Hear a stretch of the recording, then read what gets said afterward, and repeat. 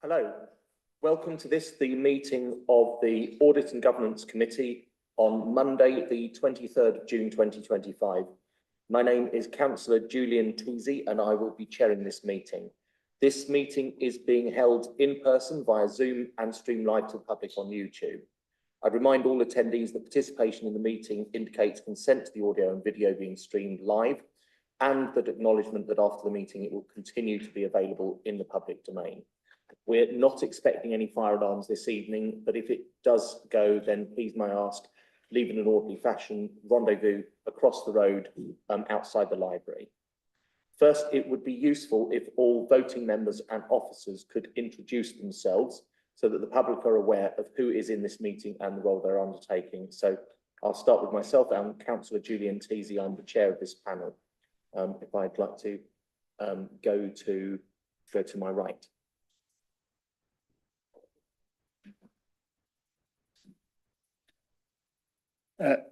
Hi, I'm Councillor Gary Reeves, Councillor for Cox Green Ward and member of the panel, substitute member of the panel for Councillor Singh. Hello, Simon Bond, Councillor for Belmont Ward and a voting member of the panel. Councillor Neil Knowles, voting member of the panel. Good evening, Councillor Julian Sharp, voting member of the panel.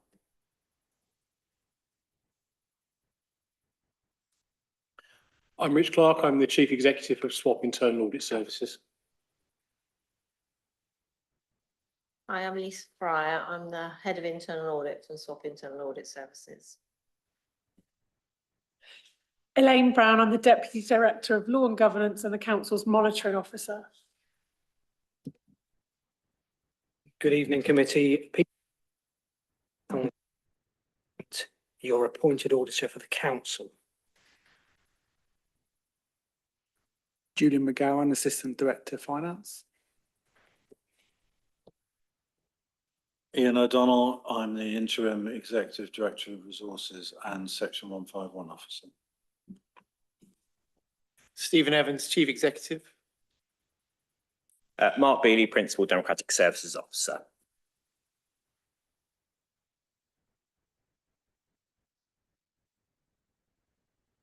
Online, we will introduce them as we get to the items where they are participating. I'd request that meeting participants do not speak unless specifically invited to do so.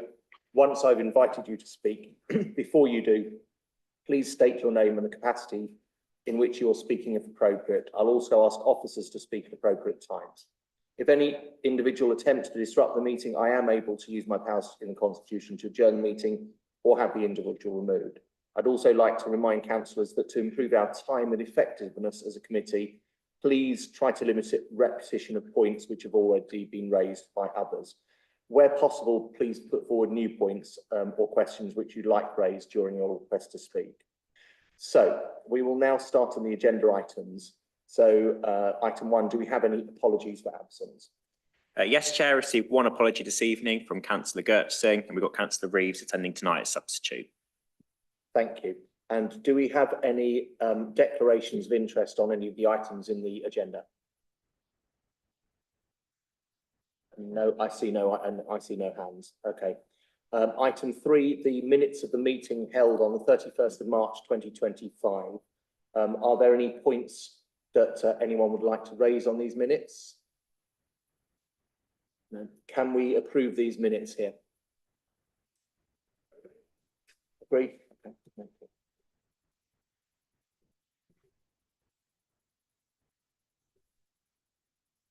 Yeah. Thank you. Okay, so moving on to the substantive items in the meeting. Our first one is item 4, the draft 2024-25 RBWM Statement of Accounts. And shall I ask Julian to maybe introduce us where we are there. Thank you. Thank you, Chair. Yeah, so this is the 23-24 Statement of Accounts. So I've got one 24-25 Statement of Accounts, which have to be published by the end of June per the regulations. So we're meeting that requirement by getting these accounts out today.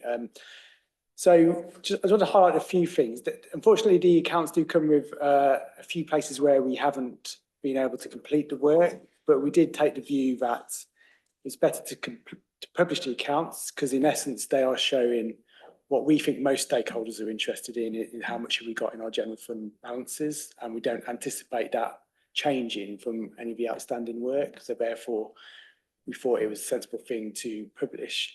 I would just say as well, in terms, it's been a big task for finance to do, and I'm very proud of the team for having done this. And some of the headwinds we faced included the head of financial reporting, who's put these accounts together, only started with us in January. So less than 6 months into the job, she's managed to put together this set of accounts. And she's not come from a local government, she's come from an academy trust. So that is a real achievement from her. So I'd like to thank her particularly.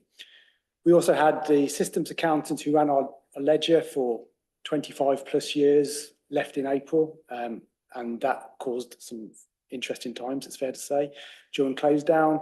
And we've also done it without a capital accountant. We can't recruit at the moment to this post, and that has been filled by one of our graduate trainees who's also done a fantastic job. So a real achievement, I think, from the finance team to get the accounts out and into the state where they are tonight.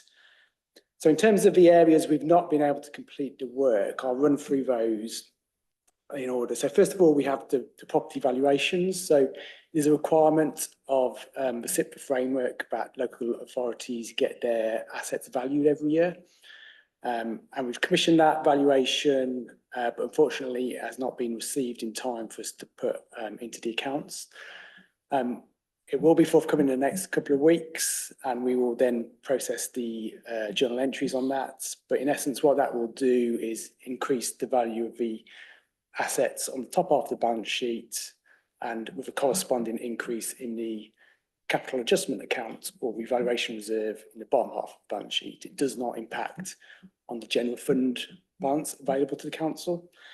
So while disappointing, it's not a showstopper in our view. Linked to that and the work we've done on capital this year, we have noticed as well that the fixed asset register really hasn't been designed in a manner that is conducive to good SIP for set of accounts. The fields that are required on the register aren't really there, which means we can't really unpick the revaluation reserve at this point. And also the way new expenditures have been added to the register has been slightly, shortcuts have been taken, shall I say, and rather than adding new spend to existing assets, they've been added as new lines on the register, which has meant we've been met with a register of 1,000+ lines, with many lines potentially relating to the same asset. And therefore, we've got to do some work to really go through every line of that register and make sure we are confident that it relates to an asset that exists and we owns and is valued right. And the other side to that work, which is particularly challenging, is making sure the asset register is complete, i.e. are there assets that are not on that register that should be. So that's a big piece of work. But again, I would add that does not impact on the general fund. So even if we find assets in there that shouldn't be in there, that will not impact on the general fund. Just to reiterate, it's different to the work we did last year, which was about identifying spend that should not have been capital in the first place, and therefore needed to be shifted straight out to revenue and therefore did impact the general fund. This is saying that, okay, it was fine to be capital, but since that decision was made for it to be capital, the record keeping of where it is has been pretty weak. So that's the second issue. And then the third issue is the new standard that's come in on IFRS 16 leases, whereby we have to account for leases on balance sheets. So even if what may in old language have been an operating lease, we now have to get the asset valued and bring it onto our balance sheet. So that work also hasn't culminated yet, but we're not expecting much in terms of value from this. But it's intrinsically linked to the valuation I previously mentioned. So we have to get the assets that we are leasing in valued, whereas previously we didn't have to do that. And the fourth area, I should say, which isn't in the covering report because we were literally working to the last minute on these accounts, is the movement in reserve statement, which shows how the opening reserves relate to closing reserves. So the work of reconciling that is ongoing. Again, that's a presentational issue and won't impact on any of the actual figures on general fund balance. So that is the state of the accounts. And just to add, as a separate document in this report is the annual governance statement, which will get published as part of the accounts, but the recommendation is to approve each item. And the pension fund accounts, which also get consolidated, is a separate item on the agenda next. And that's it for me.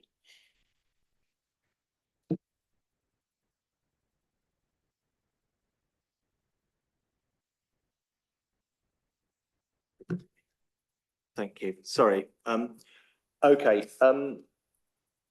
Thank you, Julian. So the draft pension fund accounts are a separate item. So maybe if we just hold fire on that just for now and maybe talk about that separately. But I wonder if we do want to include the annual governance statement, or do you think we can just, if we just include the annual governance statement in this, because I think a lot of that is linked into what has happened and where we are. I think I picked up a few points from there, but I wonder if maybe before we open to the floor, if maybe we just have a couple of other comments, maybe Ian, if you had anything to make, and then maybe hear from Peter from the auditors as well. I think what I picked up was that it sounds so on the property valuations, it looks like the very upheaval of the PropCo and everything like that, or perhaps it's one of the reasons why we were late in receiving that property valuation. I think I'd be keen to just know where we are in terms of the overall plan. I think we know that last year's accounts, we had a difficult backstop and a very tight backstop. But this year we have a bit longer to do that, but we would just want to see how confident are we that we are going to get this done in time in terms of the overall plan. I understand we're starting the audit sort of in October. What do we need by then? And is that is that reasonable? The fixed asset register, I'm aware we have problems with it. The good news by the sounds of it, but just correct me if I'm wrong, the good news, as it were, is that we have, in terms of the revenue versus capital distinction, that work was done last year. And so where we are now is that, as it were, if we find that there is more to, I'd be keen to just understand, just to clarify, if we find that actually, oh look, hang on, there's a bit more that we need to capitalise, or if there's something that maybe any assets not recorded or we haven't linked them. It sounds like the double entry is a balance sheet and reserves movement rather than hitting the general fund, which is, and I see nodding here, which is good. So that is actually, that sounds like a key thing. IFRS 16 leases, I'm guessing, might be linked to the old, might be all in that mix in terms of if we're worried about the fixed assets register, and then obviously there's the link there. That's just me throwing out what I've heard and I've understood, but I'll actually throw the question out. Ian, did you want to add anything, or maybe actually Peter, did you want? I'm fairly easy who wants to go first, as it were.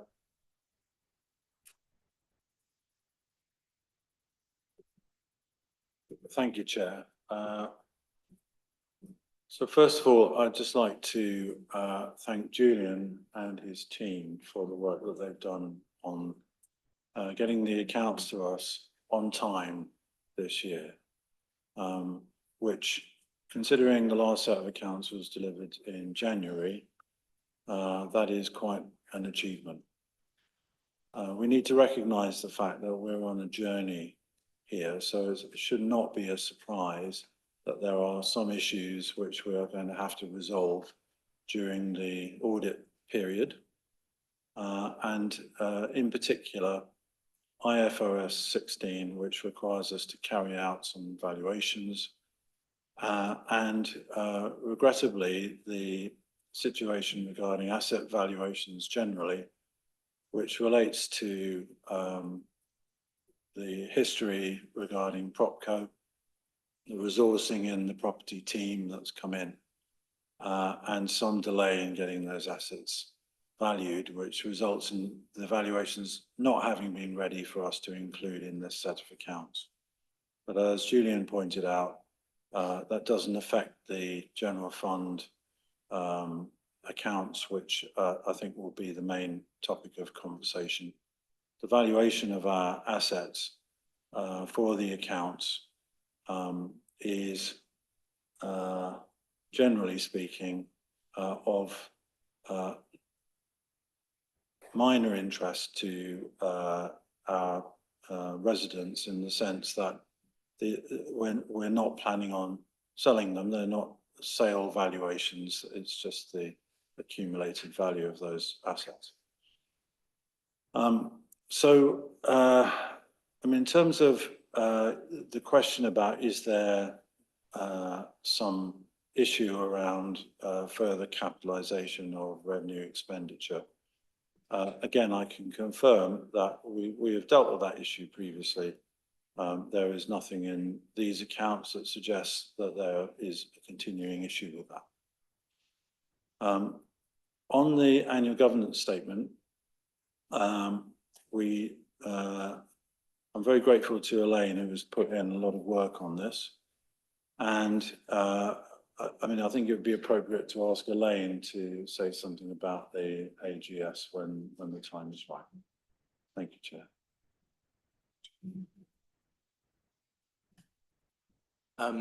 Thank you. Councillor Reeves, can just hold off for a second, and I'll get Elaine. Would you be okay to just introduce the governance statement first, and then maybe we'll open to points then. Albeit, Peter, can I just ask at this stage, would you prefer to make the statement once Elaine's spoken, or wait until others? Oh, you're easy. Okay, fine. Okay. Let's just ask Elaine and then you, and then we'll open to the floor if that's okay, Councillor Reeves. Okay, Elaine. Sorry. Thank you, Councillor Teasey. So the annual governance statement, it details all of the processes and procedures, so the governance framework that has been in place at the Royal Borough of Windsor and Maidenhead for the preceding financial year. As you will see, it's actually a live document. So in the main body of the document, it details all of the governance processes that were in place for that particular period of time. If I can then take you to appendix, sorry, I'm trying to go through my document.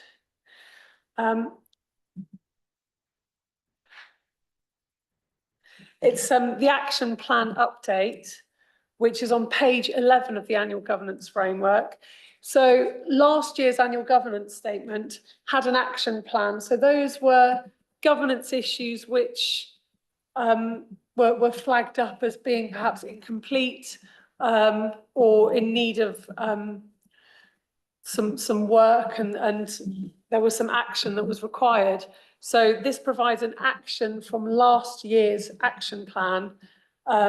Anything that still hasn't been fully actioned will appear on the future action plan within this annual governance statement. So you can see many of the actions from last year have been completed. And then if I take you on to page 14 of the annual governance statement, that is the 25-26 action plan. So if you read through the body of the document, it details issues that have been flagged up, which still need to be resolved. So this is the forward-looking part of the annual governance statement. And you'll see it details the responsible officer, and it also provides a target date. So it's a live document. It's ever, it's constantly being updated. So this will be tracked as part of the work on a super tracker, which is referenced in the body of the document. so that we can ensure that these actions are being undertaken in the current financial year. I don't know if you've got any specific questions.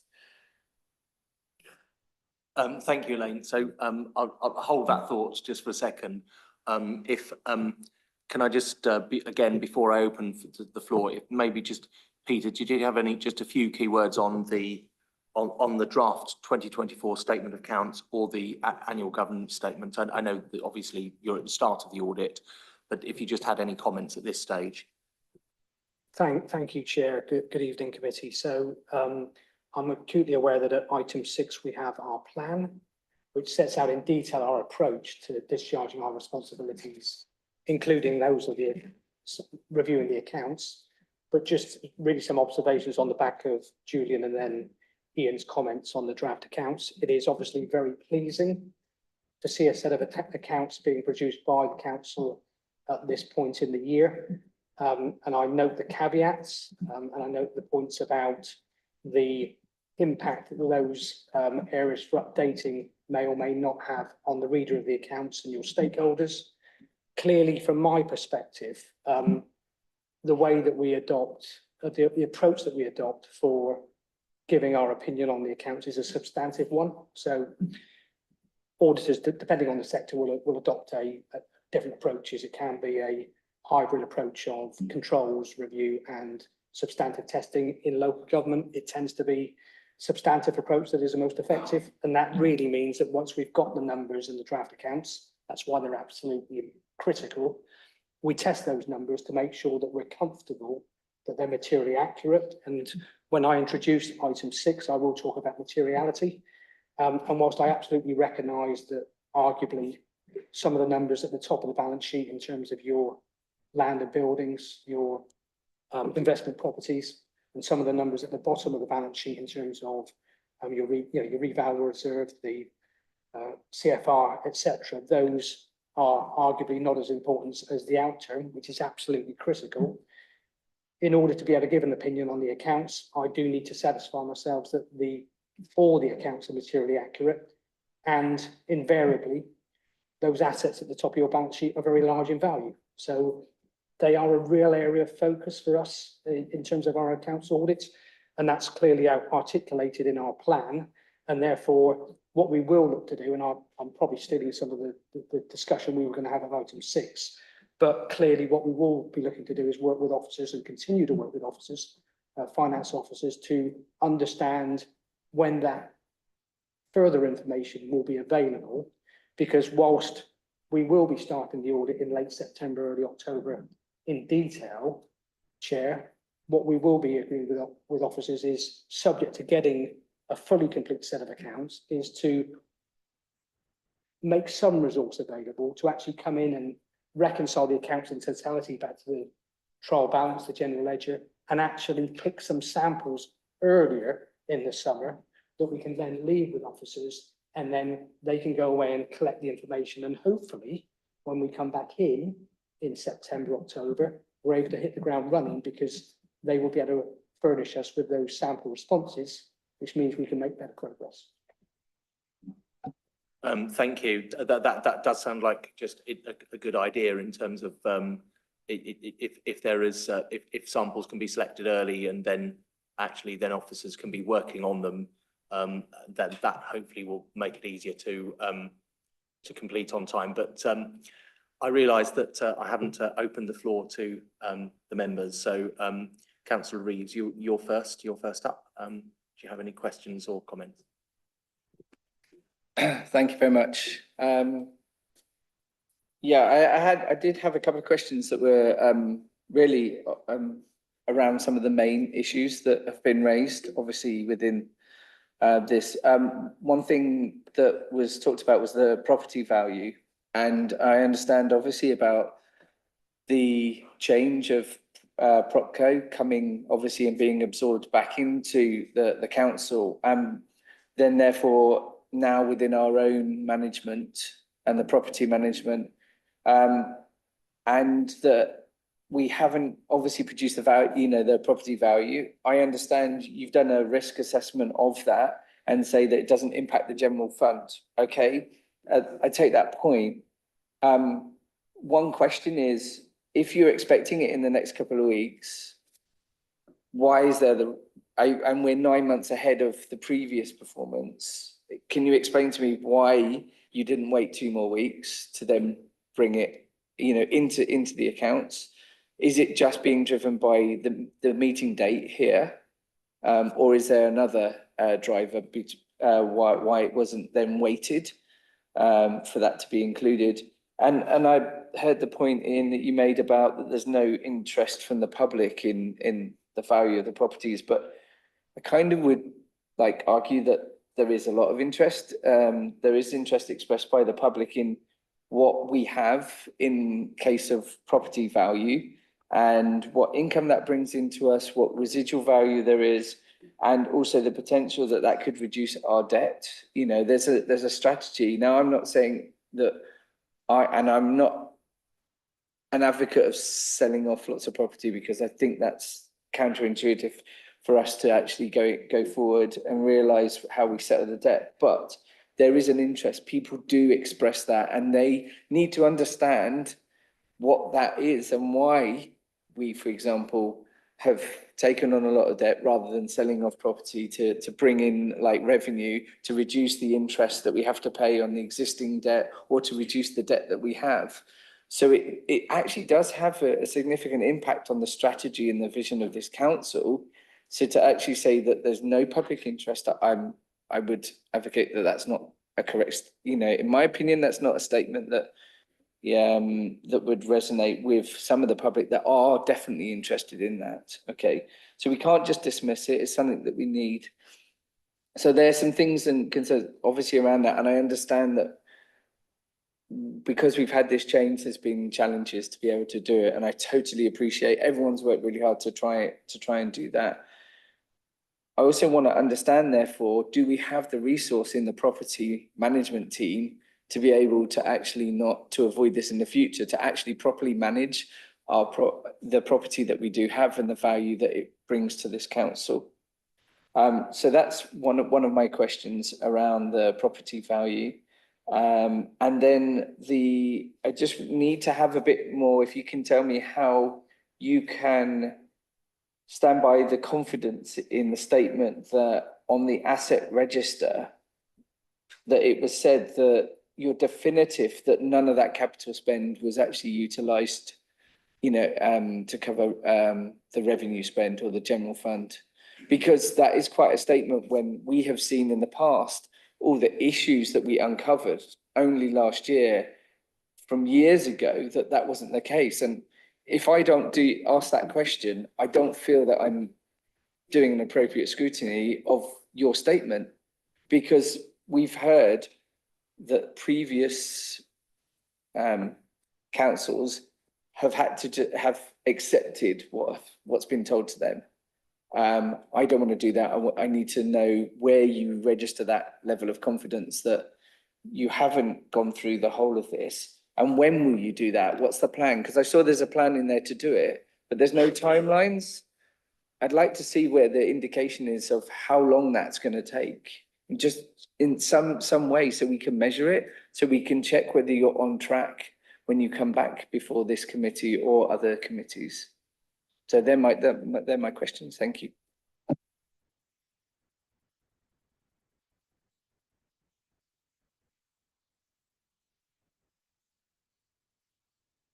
Yeah, Ian. So on the question of property valuations, I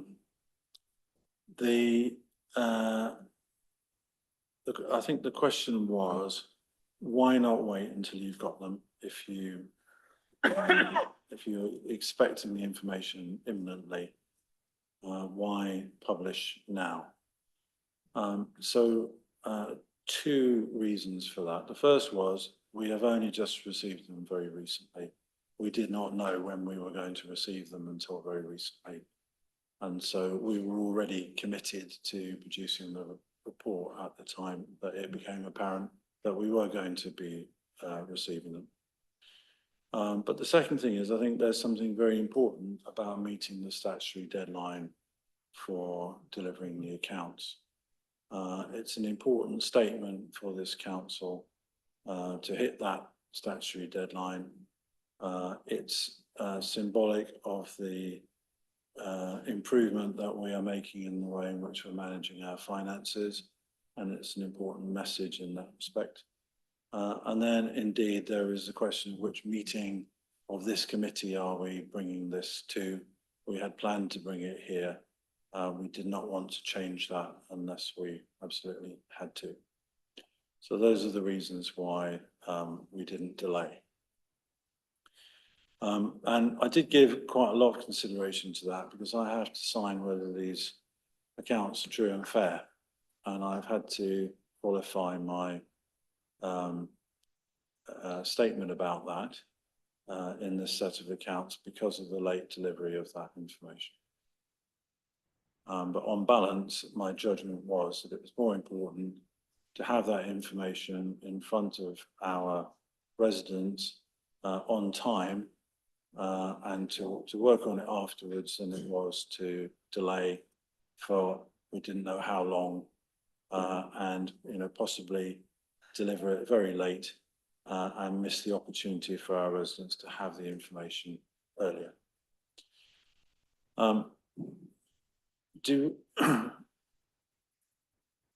In terms of the interest in property values, I think it is fair to say that I should not have dismissed it in the way that I did, because it is true that residents have an interest in it. I think what I was thinking was that it isn't as if we aren't reporting any property values in the set of accounts. We are.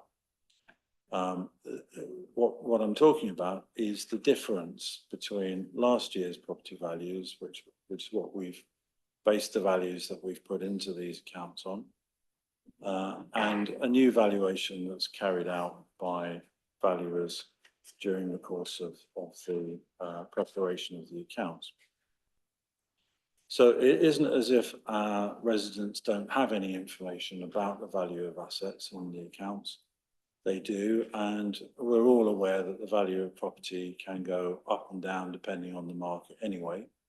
So it is only a snapshot of the value at the date of the accounts, or at least at the date of the valuation.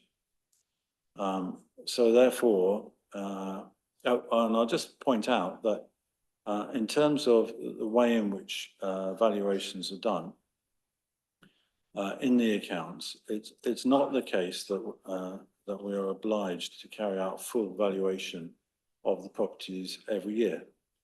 We carry out a proportion of the property estate valuations each year, and the ones where there's not a valuation, we use indexation or a desktop review to calculate the value. So effectively, we have done the indexation and the desktop exercise. We just haven't got the external valuation. That's the difference. So in my mind, I think it was the difference between those two different valuations that I was being a bit dismissive of, in the sense that it won't make very much difference to the reader of the accounts.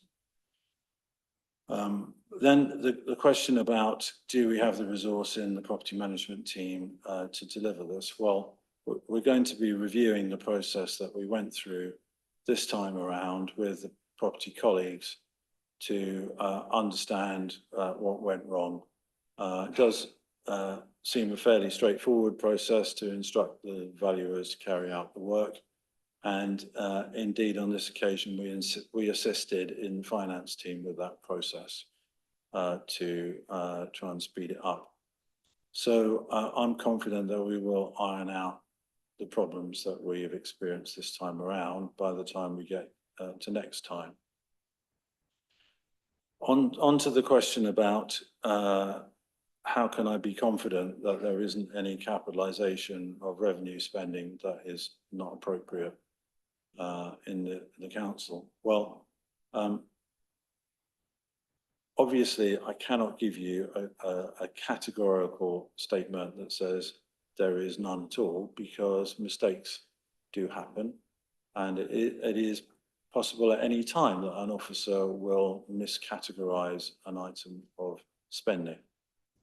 However, the finance team has been focusing on this since we discovered the issues and corrected them. So there is a higher level of scrutiny by the finance team on these items. And so my sense of it is that we are doing all the things that we can do to prevent that from being an ongoing issue for us. And we have made a lot of improvements in the way in which we are processing our spend, which means that it's less likely that it can happen. So I have a higher level of confidence than I did before those things were put in place. In relation to the last part of your question, which is about how long will it take to carry out our plan, I'm going to turn to Julian for an answer to that one. So, yeah, in terms of the evaluations, that should be fairly quick to turn around. So once we've got it in, it should take us two weeks to probably put that in, I'd imagine. And IFRS 16 work is 90% complete. It is the valuation aspect of it that's outstanding. So similarly, that won't be too long to do. The bigger exercise is this fixed asset register review. So that is a big piece of work. So we are currently developing a plan. We met with property this week, I think, or was it last week, to discuss, what options do we have available in terms of what records they have. So we are designing the plan at the moment, but we are clearly going into it with a view of the 80-20 rule, trying to cover off 80% of the value of a fixed asset register, focus on the big value assets first.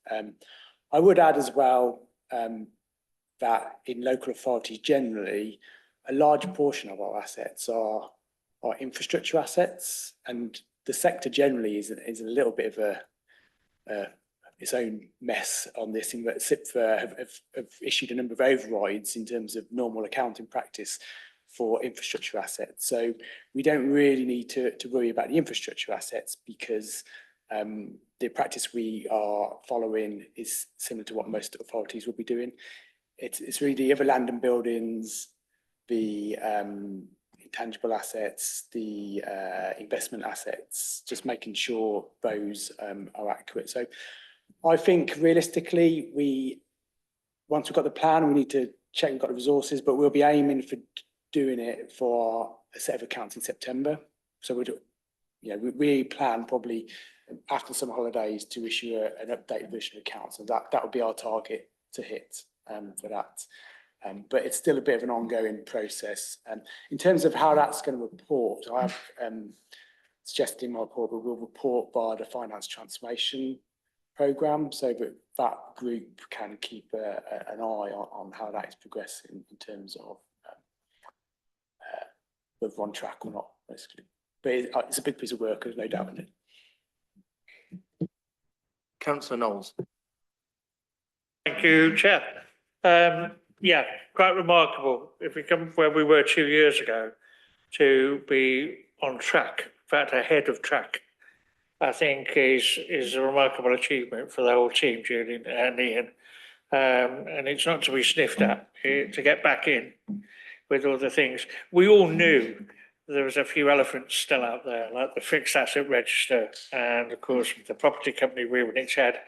And IFRS 16 leases, I do sympathise, because I don't think people realise it goes down to a photocopy at least in a first school. It's a massive piece of work, and everybody's having a challenge getting this information in from everybody, because it's new, and how it affects probably the balance sheet is probably negligible, because these are all really, leases are taken out to save money long term rather than purchasing an asset. So they're just trying to find a way of scoring that asset, aren't they? Rather than, accepting it's been sort of stashed away in a lease. So there is that. This covers pretty much everything we've discussed over the last couple of years. Is there anything which you think is the greater or lesser risk to getting a good opinion from Peter and the Grant Thornton team? Is anything still, if you're going to be completely honest, is there a little bit of a wobbly tooth?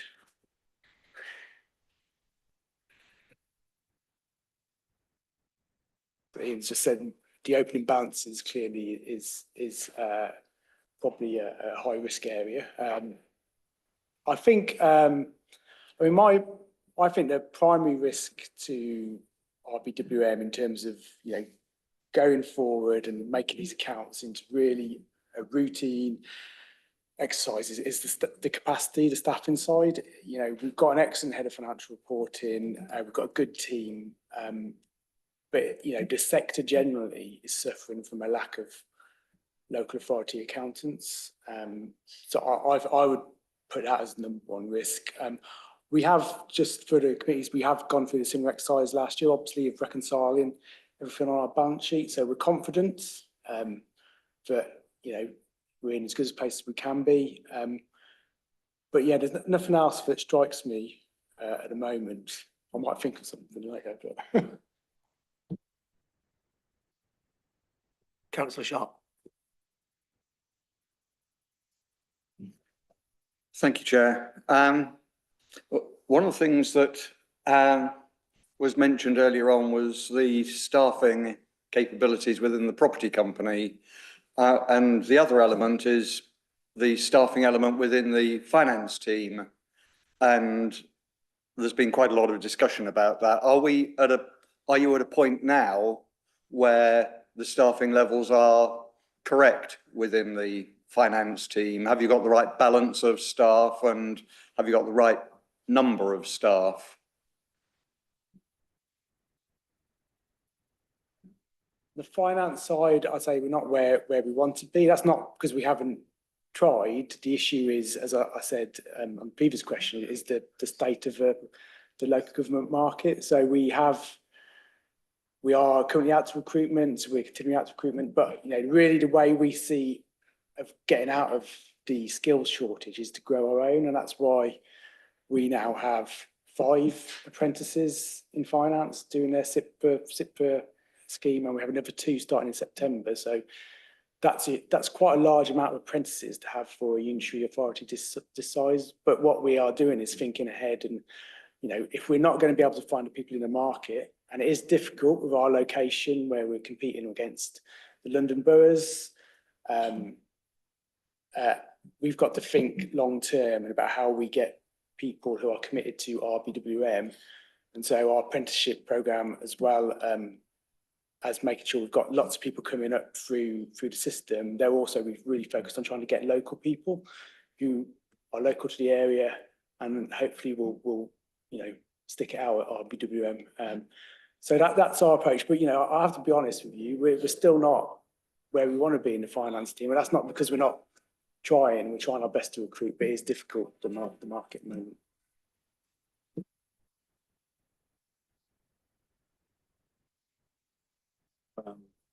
One of the issues for us is pay. As a local authority, if we benchmark our pay against other local authorities for these roles, we are paying considerably less for the roles. And that is because we're outside of the local government pay scheme. So our wages bill has not risen as steeply as the rest of local government, but which in many ways is a good thing, but it also places us out of whack with the market, and that is causing us considerable difficulty. So we need to take some action to correct that, and we are looking at that now to see what we can do about it. There's also a question about, have we got the right number of people? So we've talked about the skills, we've talked about pay. Have we actually got the correct establishment numbers in order to carry out the work? And that's an exercise that we're currently looking at. So we're reviewing every part of finance. We're looking at our processes. We're adopting best practice, and as we do so, we're making sure that we're properly resourced to carry out the tasks that need to be done. So that's an exercise that it's going to take some time to complete because there's a lot to look at, and we've got limited capacity to do it. But that's the journey that we're on. By the time we've finished, we'll have a robust and properly resourced finance function.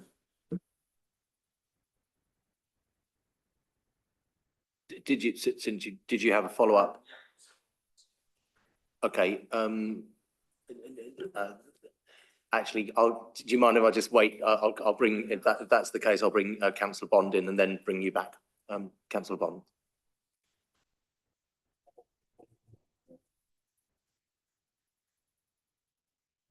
Thank you. I had the statutory date for the accounts in my diary to go and check them. So I'm pleased that such a good job has been done to produce the accounts now. I appreciate in our comments we've sort of slightly veered off just purely the accounts and gone into the plan as well. So I'll take the liberty to do the same. One advantage of actually publishing the accounts now, because they're going to be on the website, aren't they, for people to view? And that means if there is another objection this year or objections, we've got it early in the year. Whilst it's obviously very positive that the accounts are here on schedule, if I think about the existing outstanding objection in isolation, it gives me an uncomfortable feeling of sort of Groundhog Day compared to, you know, what Councillor Knowles was talking about of, you know, the last 4 years, where, you know, we seem to have sort of issues, and there were clearly resource issues, and things never really quite got on track. And then, you know, we discovered over the last year or so how serious that was. So to me, there's definite steps forward, but still some concerns in the background. So I'd just like to hear how you feel about that and whether there's any progress on dealing with the objection, because that would be very good as well. You did, oh, sorry, do you want me to go through all the questions? Because some of them are possibly linked. You did talk about the resource of the finance team, but not the property team. I'm assuming that the bulk of the staff came back in-house from the property company, and that you feel it's a stable team, but I just wonder if you have any comments on that. A few years ago, the committee was invited to read, I think it's called the Redmond Review into local authority accounts, and I found that quite influential. I mean, he talked about the technical complexity of accounts, meaning that stakeholders such as service users and council taxpayers had little or no opportunity to comprehend what is actually being said. I did look at these accounts, they're purely the accounts, not the bits at the front and the end, for last year and this year, and it seemed to go up from 73 to 101 pages. Obviously, there's the thing on leases, but just slightly in the back of my mind, I think, well, if they're getting more complicated, is it getting more difficult for the people, who actually want to access the information to access it? I guess most people actually have got a particular question and they just go into the accounts and do a search. Very few people read the whole thing. And I think lastly, and this is in the grants ordinance plan for next year, it made a distinction between property valuations and investment properties. And I think it said the investment property is valued annually. And it did say property valuations for the investment properties were also requested as at the end of the previous year, March 2024. And I thought, well, we obviously have existing values and we're going to have values as at March 25. So you can work out the change. What value is there in these valuations of over a year ago to any of the stakeholders in the accounts? And it just, when I was reading it, it struck me as kind of extra work that I couldn't see the purpose for. So yeah, there were the issues I had with the material.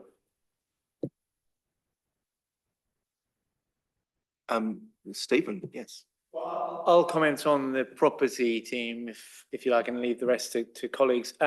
So you're right, the initial phase was a kind of lift and shift, bringing colleagues back into the council, which happened from the 1st of May. As we did say, there are a number of vacancies that we're currently filling. So we're out to recruit now on some more asset management posts, which we are doing. But the other thing we're doing is a wider, to Chris Joyce, who's now the relevant assistant director reporting into the exec director of place, is doing a wider kind of restructure of his team to look at how we can create a more cohesive team across that entire area. So we'll look at kind of capacity across the bigger service. I think the other thing we're able to do since the services came back in-house is provide more direct leadership of those services, particularly things such as facilities. So this building, needs some work on it. And that's very much coming through things such as, the staff survey. So we're able to direct those things better now that the service is back in-house. And that kind of direct leadership, I think, is also providing some benefit. So we are out at the moment to recruit to some of those posts pending a kind of wider restructure. I guess I would say in relation to finance and property and pretty much every team in RBWM, we are on what will be quite a long process of building capacity back into the organisation. And you've heard me say on numerous occasions about capacity gaps, and that remains a corporate risk for the organisation and is reflected in our corporate risk register. It's something that Pete, the external auditor, and his team have highlighted. And there's a tension, isn't there, between our financial position and our ability to build back capacity. So we are doing that in an incremental way, but we are still significantly behind other unitary authorities of a similar size, because it takes time to build back capacity that has effectively been stripped out over the last 15 years or so. Councillor Sharp. Thank you, Chair. I'm obviously very concerned about the financial status of the council, and with the current trajectory in terms of finances, how long is it going to be before we get back to stable state?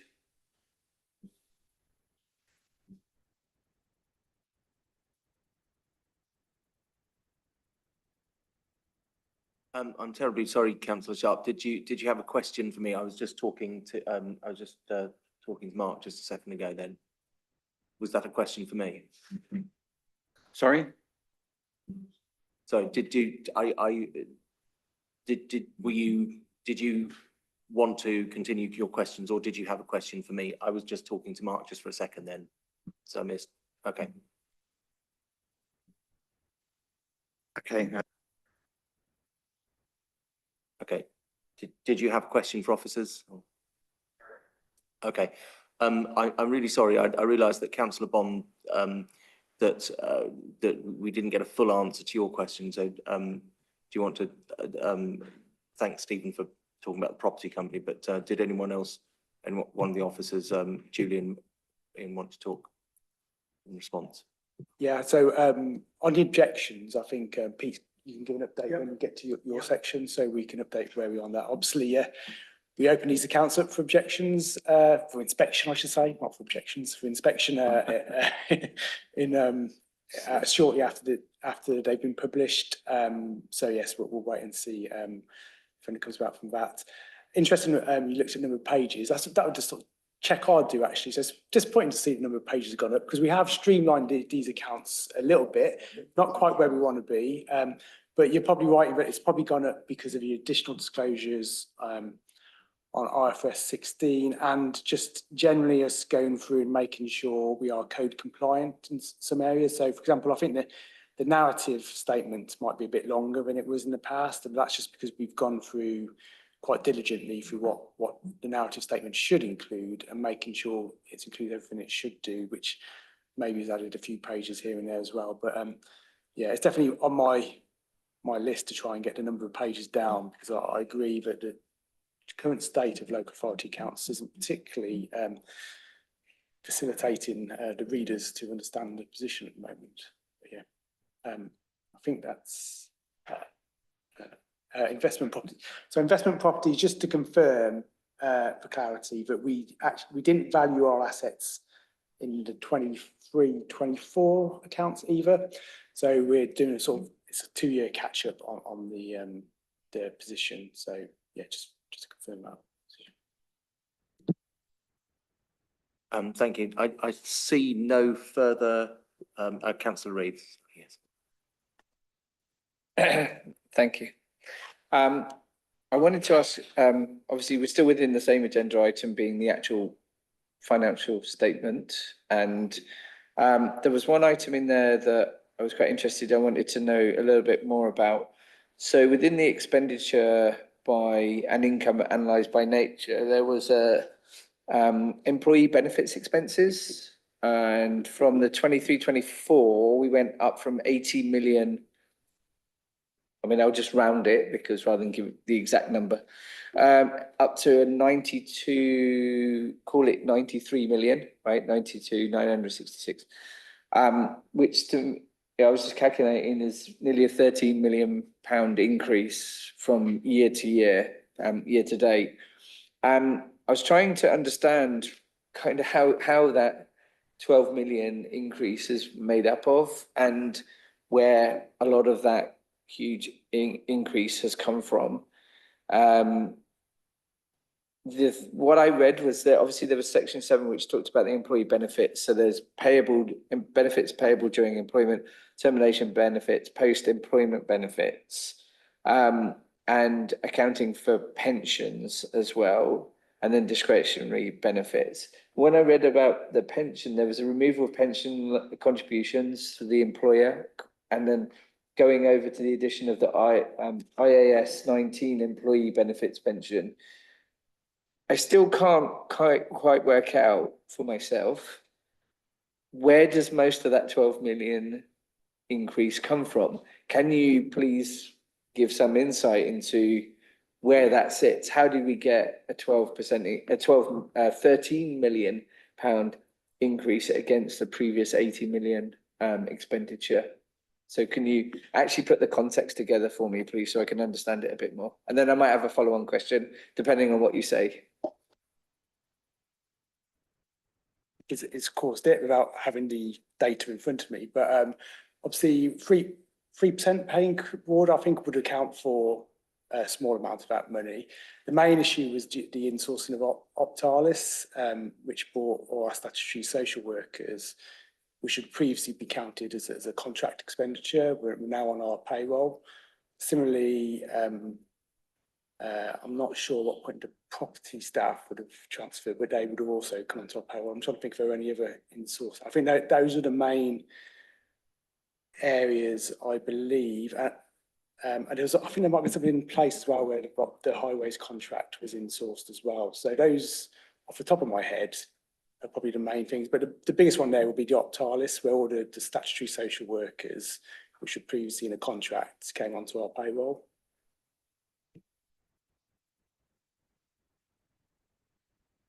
All right, my maths isn't probably as good as you guys. You obviously do an exemplary job with pulling all this together. So I just wanted a moment just to do a quick calculation, if that's okay, based on what you were saying, just to understand it. So a couple of things that you said, and I'm trying to put you on the spot because, like you said, without having the full information, then you were kind of giving some sort of assessment of where you think it is. So with the highways contract, as I understand it, obviously you're saying there were some elements of co-opting in-house, or there was yeah, the highways inspectors, there was an element of it. And if I understand it, this is a 24-25 account, so just wondered when that came in. And then there's a property, so code coming in, but as I understand, that's only just recently happened. So I'm wondering how that can be considered under the 24-25 accounts, because they have only literally just come in-house. So that would have missed the 24-25 being April. And the Optalis social workers coming in-house. I wanted to ask then, has that given us a benefit? I'm hoping that from it being an outsourced service to then coming in-house, what benefits are we gaining? Is there a financial benefit, or is it financial plus quality and, you know, oversight benefit that we can equate to such a large amount of increase by bringing them in-house? And obviously you're not the person for that area and that space, and I know we don't have the person on behalf of adult services here, so, you know, we can obviously, if you want to come back to us, we can maybe report back to us on that. Sorry, can I just very quickly, I think this isn't a scrutiny meeting as such, but it is. No, I understand, but there's a £13 million. I'm analysing the statement there, no, Councillor where Rees, it came but from. I think the last question you asked was about the why. Why are we doing something? Why are we? Okay. I don't think that's for this, but it is a reasonable question to ask what has changed. I think that is a reasonable question, and either here or maybe after the meeting. So sorry, I'll hand back to officers, but just wanted to just be clear that we're sort of challenging the accounts rather than the reasons behind, as it were. Yeah, no, I totally understand that, and that's why definitely we can anchor it on what contributed to the 13 million. Absolutely. So that then potentially overview and scrutiny of that space can then take it on to the why at a later date. Yeah, in fairness, you know, my head's in a completely different year to these accounts, so I might have got those dates in terms of the smaller ones. So Optalis is clearly the bigger one. I mean, my head of financial report has just messaged to say teachers' pension, employer contributions also went up 5%. So we can provide a breakdown after the meeting if you want, but I think Optalis will be, you know, millions of pounds in terms of that transfer of social workers in. Okay, thank you. There'd be no further members who want to speak. Can I just say, first of all, that can I just echo my thanks, first of all, to the finance team, to you, Julian, and also to Nicola, and all of the team. I think it's really, really good to see us at this stage, if that makes sense. There's definitely been a sort of a move forward in terms of the timing, especially since we were starting. We were dealing with last year's accounts back in until January. Can also thank Elaine and also the team as well. That the annual governance statements, it's very, very good format, and in terms of the content, it's lovely to see the improvements that have actually been made this year. For example, counter fraud that was new this year, we'll be talking about them later. The financial improvement, these sort of super track, all the other things, and all with a finance team that is slightly bigger than last year, but still lean versus other authorities. So I think we're in a better position than we have been in the past. So that's really good to hear. I think at this point we just note that we have considered those draft accounts. Oh, thank you. So we note, oh, hang on. So we are here. Can we approve these unaudited statement of accounts and authorise the chair and the executive director of resources to sign them as and when? Note that these accounts will include the pension fund accounts, which we'll be talking about in the next item. And can we also approve the draft annual governance statement for 24-25? Can we, as a committee, can we do that? Can we approve those, that item? Approve, yes, yeah. Okay, good, thank you. Thank you very much. Sorry, thank you, Mark, for holding me to account there. Okay, so thank you. That was a very long item. Hopefully item 5 now, the Berkshire Pension Fund accounts, will not be quite as long, because we have actually considered these literally a week ago in the Berkshire Pension Fund meeting. So hopefully, I know there's at least a couple of us who were here in that meeting. Plus also, of course, we have Joe Thistlewood online, and Beth Bowers, I understand, is here from Grant Thornton as well. So Joe, can I hand over to you to just do a brief introduction on these the 24/5 accounts, pension fund accounts? Of course. Thank you very much, Chair. Good evening, committee. My name is Jo Thistlewood. I'm the head of pension fund for the Royal County of Berkshire Pension Fund. Just to introduce the pension fund accounts, these accounts will form part of the council's accounts as usual. There is no statutory requirement on the pension fund to publish their accounts separately. They are only published as part of the pension fund of the council's accounts, forgive me. There will be a separate audit which Beth and the team will be carrying out in accordance with the external audit plan, which is following it later on in this agenda.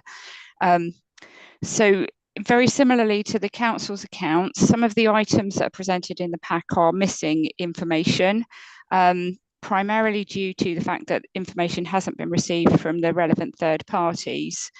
This isn't a problem. This is a regular occurrence. Some of the data that's needed, particularly in terms of private market investments, so our private equity, credit, infrastructure investments, etc., isn't available until at least 1 quarter after the end of the financial year. And similarly, as a result of that, the investment management fees from our pool investment provider isn't quite up to date. And finally, the actuarial valuation of the longevity contract is still outstanding.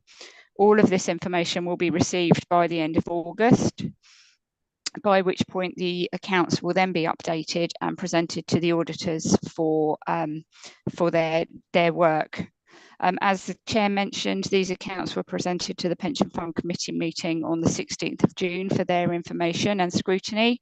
There were no significant points raised at this meeting on these accounts. So I'm happy. The accounts are subject to external audit as stated. I'm happy to take any questions, but I have nothing else to add at this time.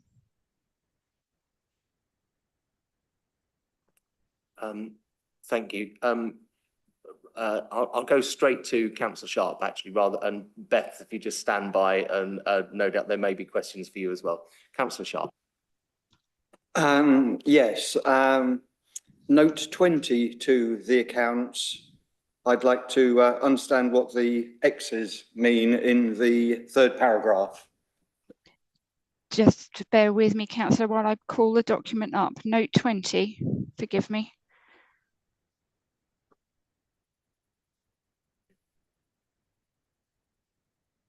It's a very long document. I'm scrolling through. Just bear with me a second.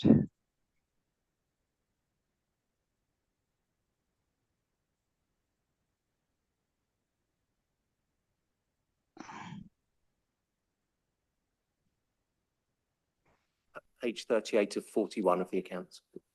Thank you. Thank you very much. The X's. The X's there, Councillor Sharp, are because we haven't yet had that information back from the fund actuaries. So we are waiting for that information to be provided. This document can be accepted. I don't know how we can accept a document which is not complete unless we put a proviso in there that says that we're going to have additional information coming forward in the next X number of months, whatever it is. I think as far as I understand, we are asking to approve the draft accounts, and as with the last item, the draft accounts are not complete, but it is subject to those. We will obviously at a future time come to look to approve the final accounts, but at the moment what you're asking us to accept as an incomplete document. Okay.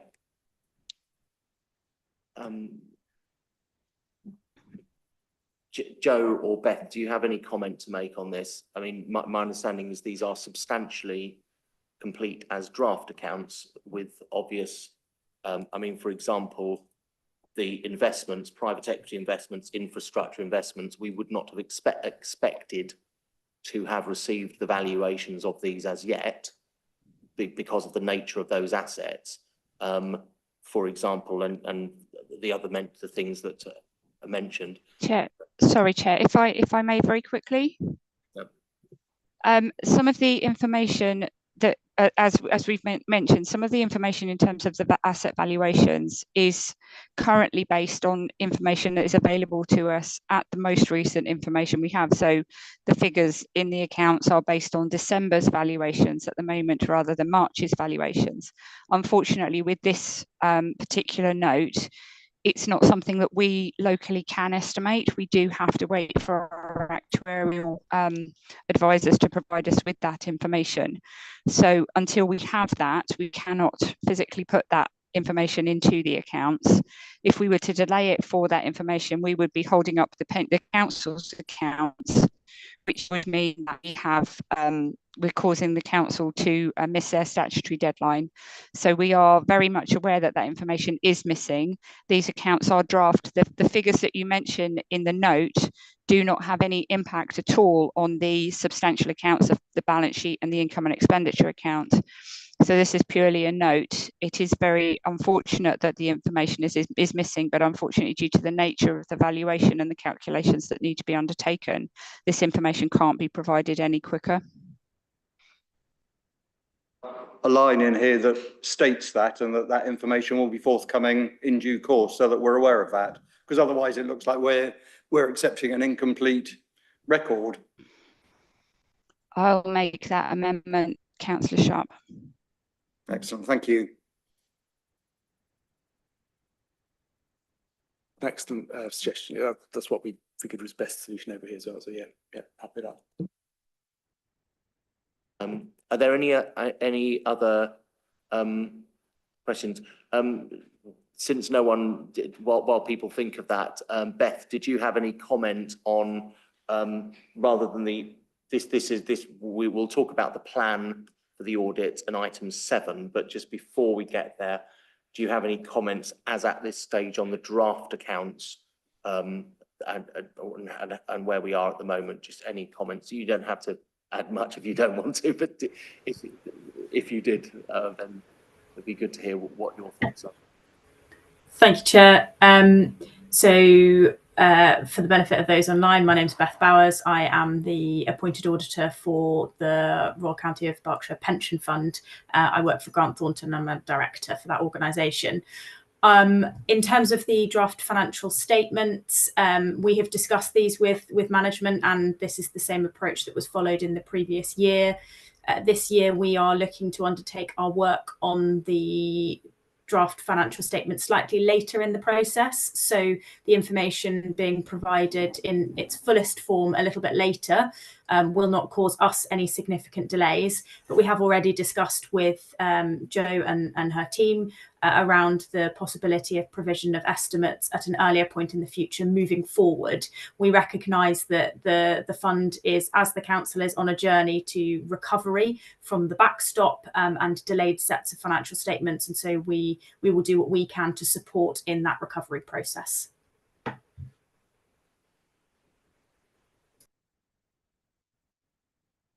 I see no further points here. Can I just check, Mark, that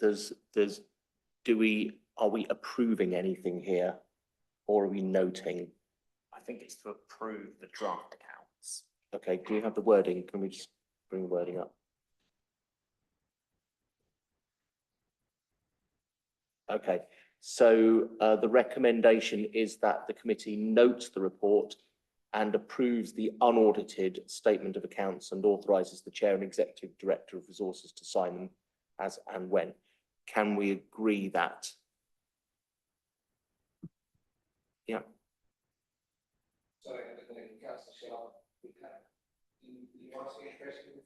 I don't. Okay, please do.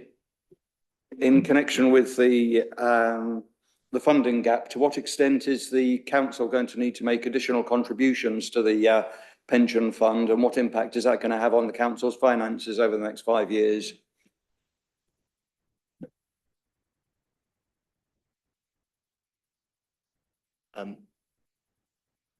Jo, do we have a? I mean, I'm aware that obviously there's the triennial valuation in progress. But how would you answer that at this stage? Thank you, Chair. Councillor Sharp, I would respond to say that the council is one employer out of about 200 within a pension fund. The pension fund deficit is shared between all of the employers within the fund in proportion to their membership. So the council will be 1/200th at the most of the potential deficit. The contributions that are payable are assessed every 3 years through the actuarial valuation. As Councillor Teesey just mentioned, we are in the process of undertaking that valuation at the moment. Contribution rates will be set for the 3 years starting the 1st of April 2026, and they will be agreed with the council. Hopefully, or the intention is that those contributions will be discussed in September to October this year, and become into force in April 26. So the pension fund deficit is not a solely RBWM issue. It is an issue for all of the employers within the fund.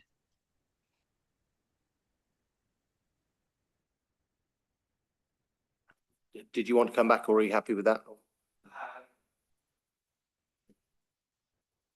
Obviously, the deficit is spread amongst the number of employers in the council, in the pension fund. I'm surprised you haven't got a number though at the moment, but that's fine. We'll wait till September.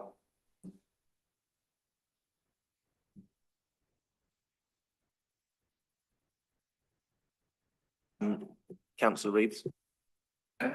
Yeah, just for my understanding, is the potential deficit liability, is that considered under within the accounts that we talked about in the previous item? Is that under the item under pension liabilities? Is it considered within that amount, and is there a risk assessment that's been done on that basis?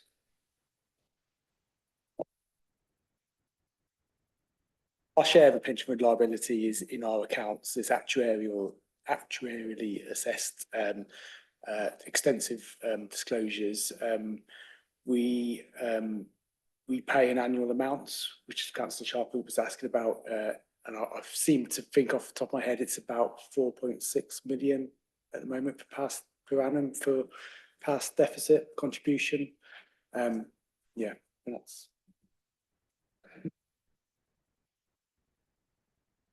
Liabilities calculation that you have in there, it's 81 million. Obviously, that's the amount that we're paying as a liability for our contribution towards the pension fund. But does that include the deficit amount? That's what I was trying to work out. Where does that appear in our accounts, the deficit amount?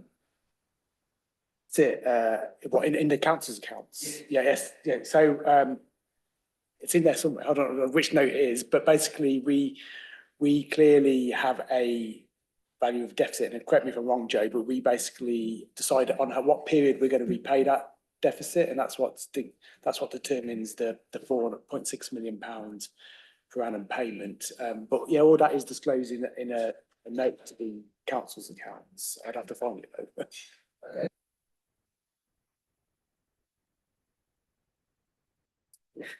I was looking at the balance sheet, and it's just there's a line in the balance sheet, so where it had about the sort of strange echo. Sorry, it had about the pension liabilities. I just wanted to understand, for my knowledge, that any kind of deficit that we are paying out, that we're going to have to pay, would that have to be considered under the pensions liability line of your balance sheet? So that's under page 16 of the financial statement.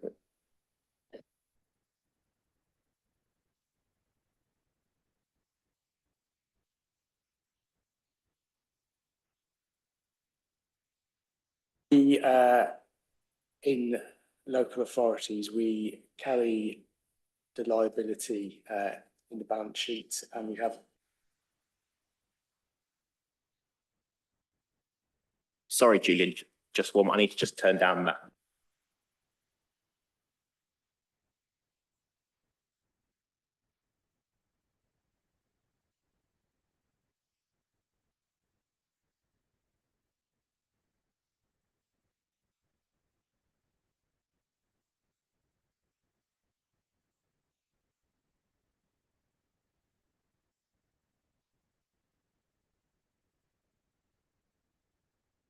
it might be better to have a conversation where we can have, rather than me test my pension accounting knowledge in public. But in essence, we carry a reserve for the pension liability in our balance sheet. And basically that hopefully will reduce over time as we make these annual contributions, but that gets actuarially assessed periodically, and we're due the next 3-year valuation in September, which will give us an updated status of that reserve. But in essence, it's similar to fixed asset accounting, where we carry a sort of negative reserve, so that there's no impact on the taxpayer, apart from the annual contribution, obviously, that comes out of the general fund.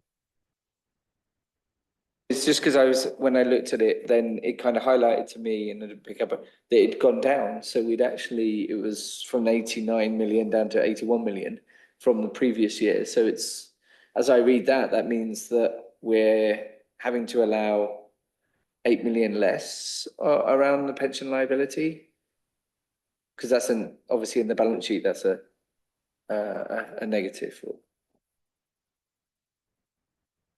Great. As I understand it, quite a lot based on investment values. But yeah, I'm happy to, and I think Joe as well, happy to have a conversation about pension. Thank you.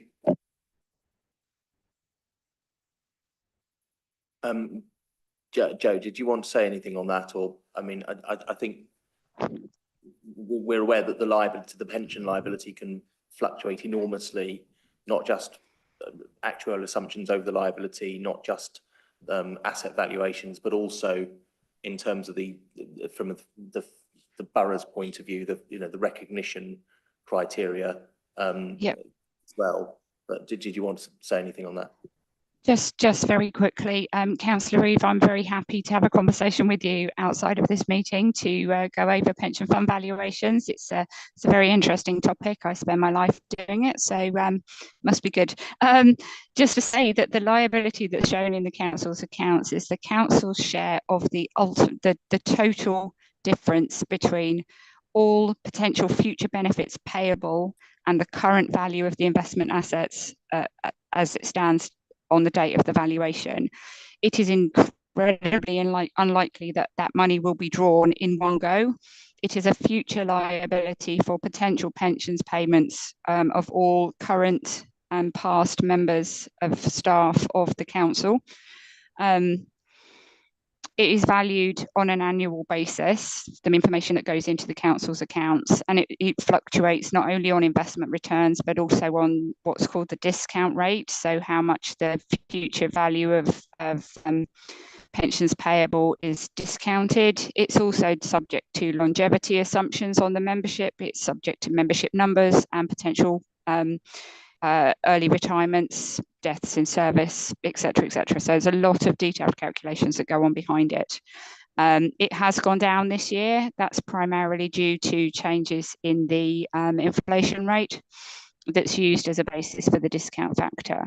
So it is good news, but it is a very long-term liability, and that's why it sits as a essential negative reserve on the council's accounts as a potential future call.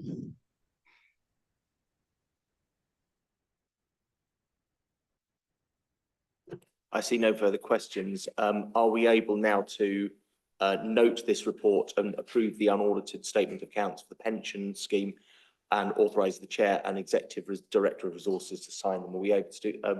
Are we agreed with this? Yeah. Are you happy? Okay, lovely. Thank you. Thank you, Joe. Thank you, Beth. Thank you very much. So, yes, I think we've covered two very substantive items there. Hopefully, these won't take so long. So, the final two items about are to do with the external audit plan. So, if we just talk about the external audit plan, the council, and then item 7, the external audit plan for the pension fund. So, just item 6, the external audit plan. Peter, did you have any just high-level comments to make on the plan?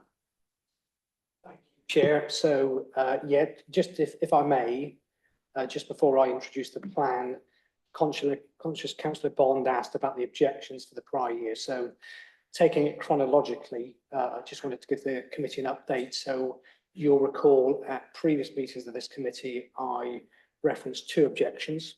One that was more straightforward, the second one that was more involved. That neither are concluded. We now have heard back from public sector audit appointments who we need to consult once we have a draft response to all of the objections. They've come back on objection 1. We are considering their response and are hoping to share with them a revised response imminently. The second one, which is much more involved, still has some way to go, and colleagues who specialise in that area are currently considering an initial response that they will submit to PSAA for consideration. But realistically, the second one is some way off, and until those both are resolved, I'm not in a position to conclude the council's accounts for 23-24, and clearly that impacts on Beth and the 23-24 accounts of the pension fund as well. So that's just a brief update on the prior year.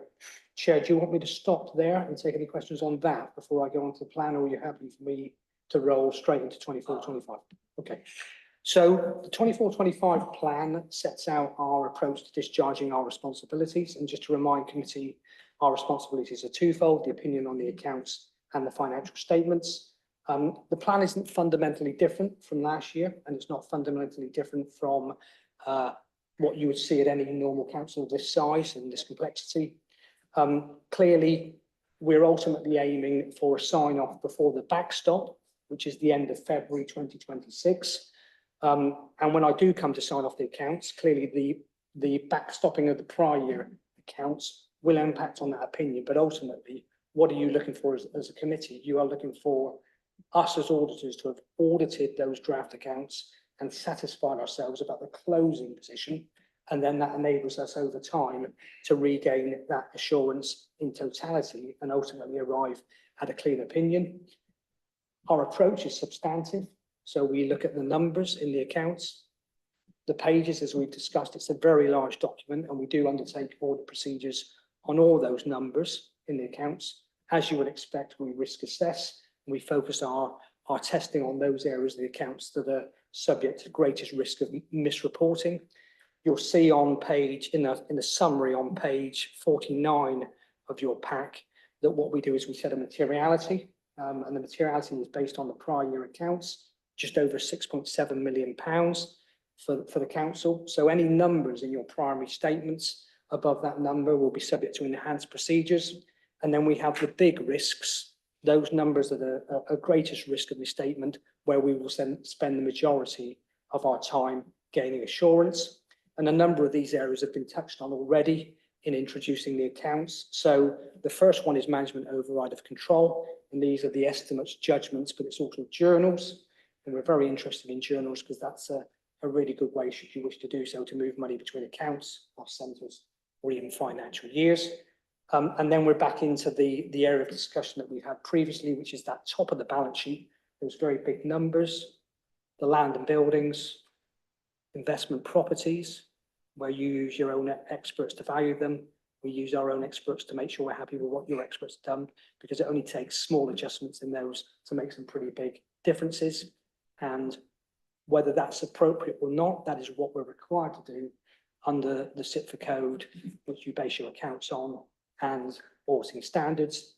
And as has just been mentioned by Councillor Reeves, the liability, the pension fund liability, once again, lots of judgments. So that is another key area of focus for us once again this year. The only other area that I wanted to mention is IFRS 16, which has also been discussed. And I know there's been various comments made about IFRS 16. Our experience elsewhere is that a lot of councils are really, really struggling in completing this exercise for the first time this year. The main risk is completeness and having sufficient knowledge of the lease arrangements to make an informed decision as to how they should be treated in the accounts, and then secondly, the valuation. So as you would expect, and as we will be doing everywhere, IFRS 16 will be of particular interest. Very briefly on VFM, the second area of responsibility, members of this committee will be aware that There were some critical reports issued last year in relation to the council. I think the first report that came to the September meeting of this committee was the letter of concern that I wrote to the chief exec, and that was supplemented with our auditor's annual report that summarised the view for the whole year. It came to the February 25 meeting of this committee. Clearly, we will, as part of the current year's VFM work, be reflecting on those recommendations within those. I'm pleased to report that the VFM work is very well progressed already. So there's been lots of work from our side in engaging with the council to understand what's happened in the last 12 months. I think it's fair to say that we've had excellent engagement from officers in progressing that work, and that VFM work is very well progressed. One of the key things we're waiting on is the outturn position and confirming that, which is pretty critical to the financial sustainability element of our judgments. But potentially, our VFM draft findings could come to the next meeting of this committee in September, which will be obviously well ahead of the deadline that I referred to earlier. So the only other things I really wanted to mention was about timelines. Councillor, the chair mentioned, I think, October as a start date. So we are looking to start in late September, early October, but in discussion with officers, we're looking to be proactive and to try to free up a bit of resource late July, August time, once we've got the final version of the accounts that we can check back to the trial balance and the general ledger. Once we've done that, what it enables us to do is pick samples. And what we can do is pick those samples over a week or so. We can then hand them back to finance officers, and they can have some time to respond to those samples so that when we do come in late September, early October, we're furnished with those responses to those samples, which means we can make good progress, with the ultimate objective of trying to get as much work done as we can by the end of the calendar year. Now, finally, the only other thing I wanted to mention is the fees. So page 74, I think it is from recollection, you will see an indicative fee for the audit, which is essentially the scale fee set by public sector audit appointments, with some further adjustments to reflect further responsibilities that we have to undertake over and above that, those costs included within the core fee. And as you would expect, one of the key elements of that is IFRS 16 in terms of that further challenge. So, Chair, I will stop there, but I'll take any questions if there are. Thank you. Do we have any questions?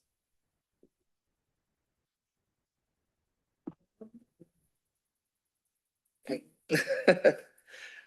Just a quick question, if I may. I mean, it's great that you're obviously working, because this is a complete contrast to when I was first on the Audit Governance Committee, hearing some of the stories about how far we were originally behind on auditing accounts to now actually being like really on top of it and trying to be proactive, and hearing the words proactive and trying to, you know, come forward in the timing. You mentioned about the fees. It was just to, if I can pick up on that, the scale fee, the original estimate for the audit for 23-24, 267, and then there's a current estimated audit fee for that whose accounts of 160, which obviously has gone down a lot, 100,000. Grateful if that's the actual case, but then the proposed fee for the 24-25 is 299,000. So that's proposed. Is there then also a chance that will also go down with the actual for 24-25? I was just curious about how does it go down? I don't want to take it back, obviously, you know, because you guys obviously do a lot of hard work, but just wondered how that then kind of how I look at the proposed fee for the 24-25. Yeah, absolutely. So you'll recall last year we did not do any work on the post-statement set of accounts. So when we set the original fee, proposed fee for 23-24, it was predicated on a full VFM audit and a full accounts audit. What you'll recall happened in the prior year was, in practice, we did the plan, We did various work. We did all the VFM work, plus a bit more actually, given some of the complexities. But we didn't do any of the detailed testing, the substantive testing of the numbers in the 23-24 accounts, because they weren't produced until very early January. And clearly at that juncture, there was absolutely no prospect of us doing any work that would get us remotely near to concluding that audit. So we stopped and we didn't do any further work. Once again, we have provided you with an indicative fee, assuming a full audit of BFM and accounts. And I very much hope that we can be in a position in the future where we're saying that we've utilised that to discharge both rows for 24-25. Okay. So it's interesting, you actually just right in that, when I pushed the button, you kind of made a statement right at the end, which is really interesting about discharging the previous, within the same cost. You said about discharging the 23-24 VFM, because you said that obviously there wasn't a detailed audit because it couldn't be done because of January. I take that on board. And that potentially, hopefully, we'll have the accounts ready for you to be able to do a full detailed VFN. And you're talking about late September, early October. Do you know what risks there are? Is there anything that we need to know that needs to be done to make sure that you can actually do a detailed VFN actually on the time frame that you've set out? And you said about, and I probably misheard you, you said about the 23-24. So what will happen? Will we have a detailed one? Now you have the January. Is that going to be taken into account with the proposed fee for 24-25? Or are we going to have to make up the difference that we didn't pay because you didn't do a detailed one from the previous year? I'll try to clarify the position on the fees based on what I think you're seeking clarity on. So just to be very clear, in terms of 23-24, when we produced the plan, we set out a proposed fee to discharge our full remit of responsibilities. That was £286,000. We ended up doing less because the accounts weren't available, hence the reason why they were backstopped. So what we're doing in this plan is actually giving an updated indication of the likely fee, and that is subject to public sector audit appointments approval, which is over £100,000 less because we've done less work. But that's not a good thing, because it means that we've not been able to discharge our role and not move forward and giving you an opinion that reflects the totality of work on those draft accounts. The final column, the 24-25 proposed fee, is the full fee that we think we will incur if we do a full accounts audit before the end of February deadline and the VFM work. The only caveat to that is, as I've set out in the middle column, we've referenced the objections earlier, and that there is an extra cost over and above for that I won't be able to confirm until we've concluded those two objections. In terms of your risks that you referred to, well, absolutely the biggest risk is the council not furnishing us with a full set of complete accounts that incorporates those small number of areas, but complex areas that have been referred to in item 4, which is the valuations, IFRS 16, the MERS, etc. And clearly, we are, as auditors, we are reluctant to go into too much detailed testing until we've got a final set of accounts that we can then reconcile in totality back to your ledger and trial balance, which then gives us the assurance that we're picking samples based on a full set of complete accounts that balance. So that is the important thing. We have a committee meeting in early September. So that will provide it's pretty good timing actually to provide you with progress. And we very much hope that we do have a set of accounts by then, because that will enable us then to pick these samples and give them to officers. They can go away and work on them before we come into the main visit, which will be absolutely crisp. No, I appreciate that explanation and the risk as well, which obviously then Ian and Julian nodding and taking on board, and links into, like you say, you need the valuations and the the confidence that we're going to get that to you in time, and you're looking at, if I correct me wrong, late September, early October to want to do that. Okay, you can come back about that. Before that, you want it, yeah, so that then you can definitely, with confidence, go into it knowing you're going to do a detailed VFO. And you mentioned that you hadn't discharged fully the 23-24. So forgive me for not knowing, you did a backstop assessment. So then do you have to go back and then discharge it at a future date, or is you've now completed that and we're moving on to the 24-25? So subject to concluding those objections should be relatively straightforward in concluding those years, recognising that when I do conclude, it will be a qualified opinion highlighting the inability of me to gain assurance over those disclosures for the year in question, but it will also include the value for money conclusion as well. And I provided you with draft narrative on those at the February meeting of this committee. So 4 months ago.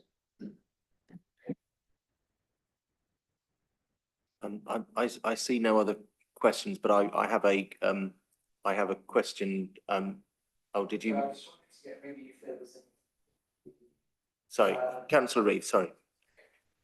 Sorry, it was just more because obviously I just then wanted to, is there anything that Ian and Julian want to add about being prepared, ready to be able to do the full, for the auditors to be ready to take on a full detailed VFM in, earlier than late September?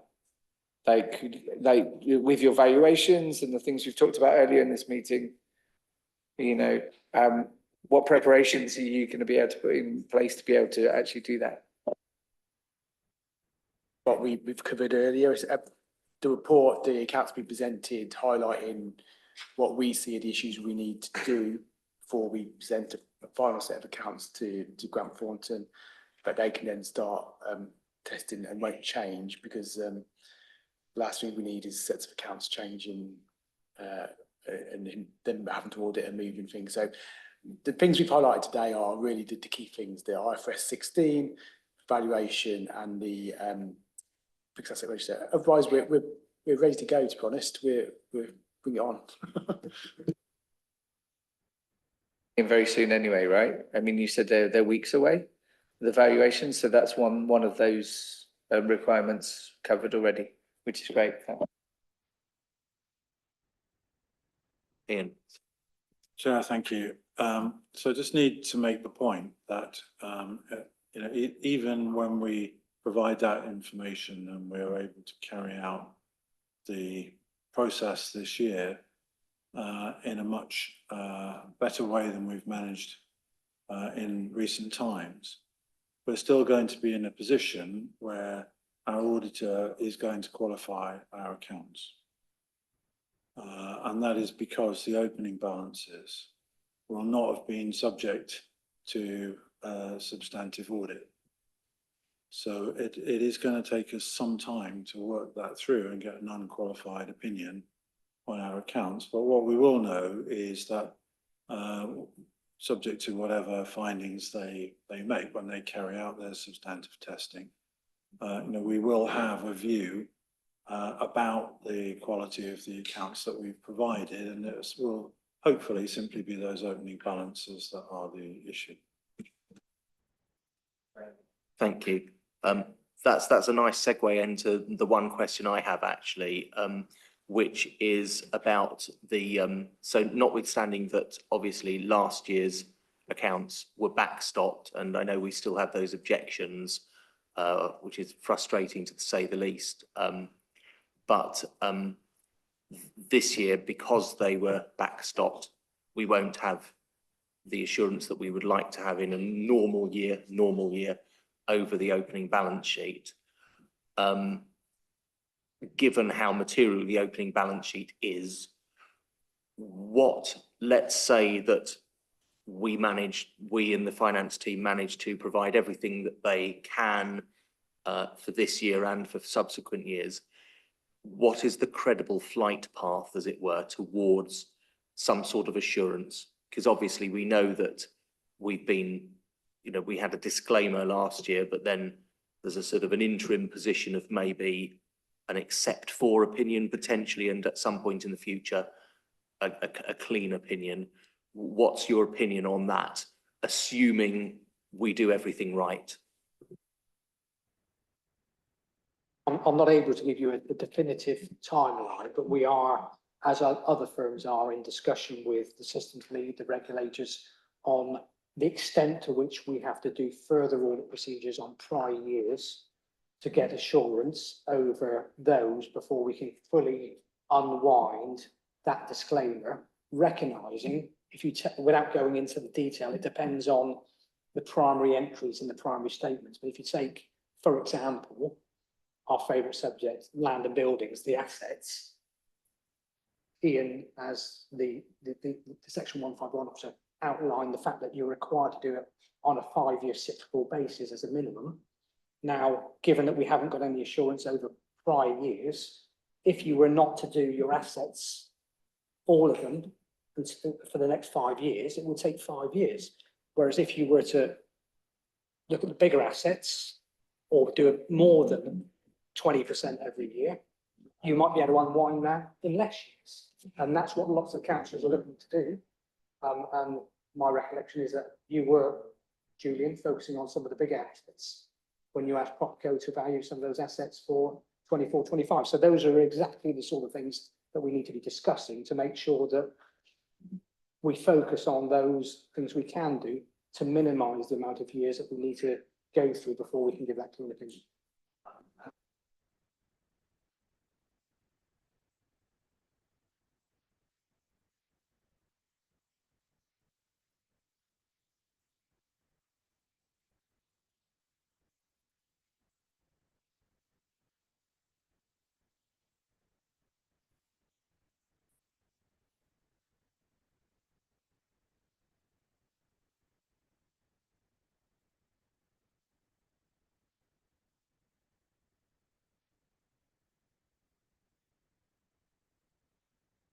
In the pension fund account, so hopefully this won't take as long. But Beth, did you want to, is Beth still there? Yes. Did you want to just do a short introduction into the pension fund external audit plan? Thank you, Chair. As I've introduced myself already, just as a reminder, I am Beth Bowers, Director with Grant Thornton, the appointed auditor for the pension fund. I'd also like to introduce Kieran, my colleague, who is also online this evening. Kieran is the new audit manager for the fund, and he will be taking over the role from Andrew Davies, who was the previous audit manager in the 23-24 financial year. We're here to present the audit plan today. This sets out, as Pete has covered from the council perspective, it sets out our risk assessment and our planned procedures. I want to highlight to members that this plan is very similar in its content to the previous period. And so I will take it as read and just highlight some of the key points, and then I'm very happy to take any questions that members may have. If we start on page 98 of the pack, which is page 10 of our report, the page numbers of our report are in the bottom right-hand corner of the pages. This sets out the significant risks. These significant risks remain the same as those in the prior year. You will also see from the documentation on that same page that the materiality threshold that we have set, this has been increased in comparison to the previous year. There's been a lot of discussion already about the backstop and the impact of the backstop. One of those impacts is that where you are unable to complete procedures, we as auditors consider whether or not we reduce our materiality thresholds as a result of not being able to undertake work in previous periods.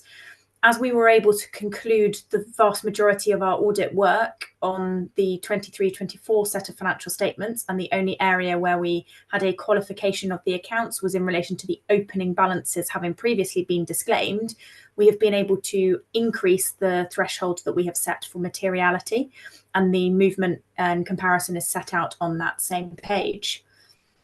You will also note further down in the report on page 106 of the pack, or 18 of our plan, that we set out two separate materiality thresholds.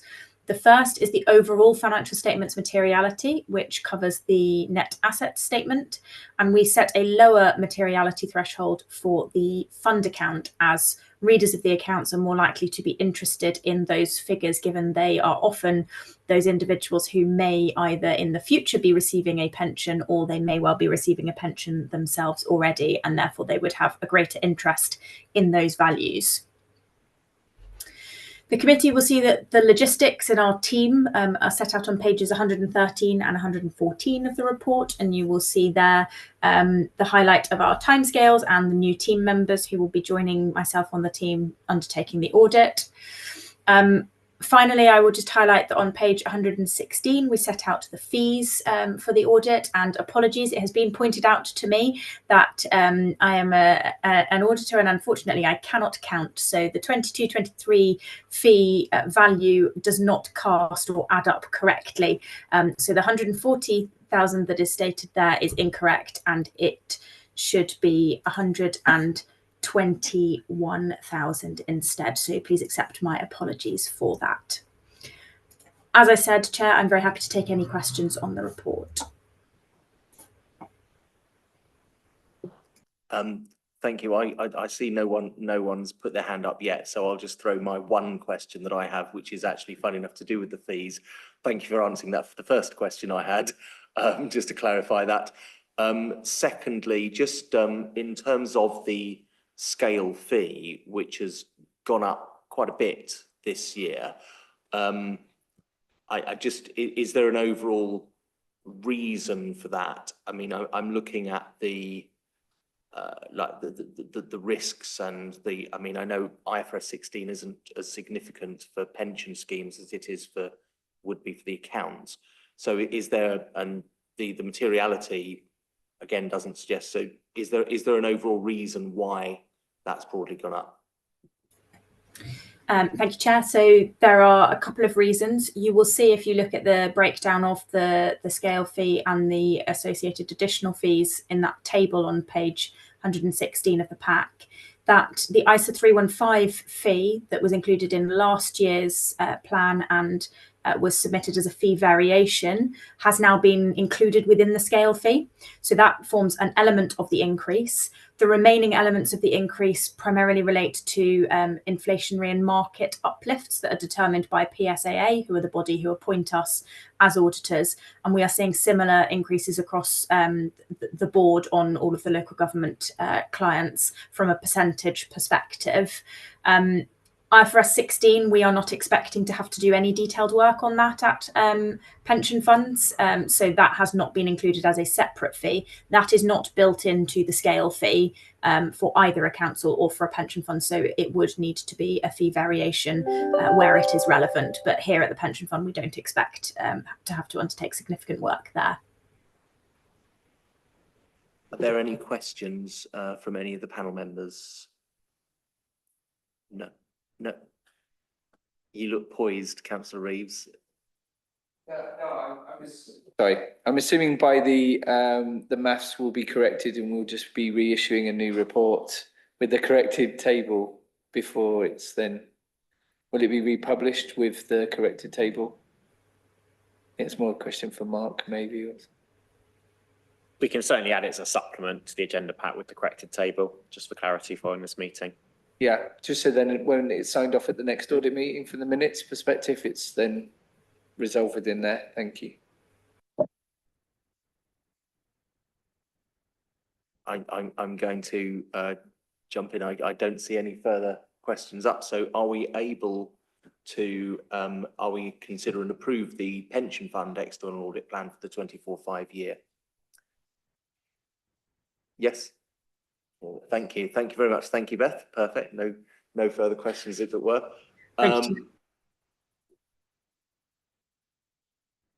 Thank you to Grant Thornton. I know that you're busy and you've got to move on to your next thing, but so thank you for attending up to now. Okay. Thank you for your patience, by the way. So item 9, so internal audits. So internal audit annual, no, sorry, item 8. I'm really terribly sorry. I'm getting ahead of myself. Item 8 first, internal audit progress report for Q4 24/5. And can I just welcome Rich Clark as the new CEO of SWAP. So welcome to this meeting. Welcome to Royal Borough of Windsor Maidenhead. Thank you for attending.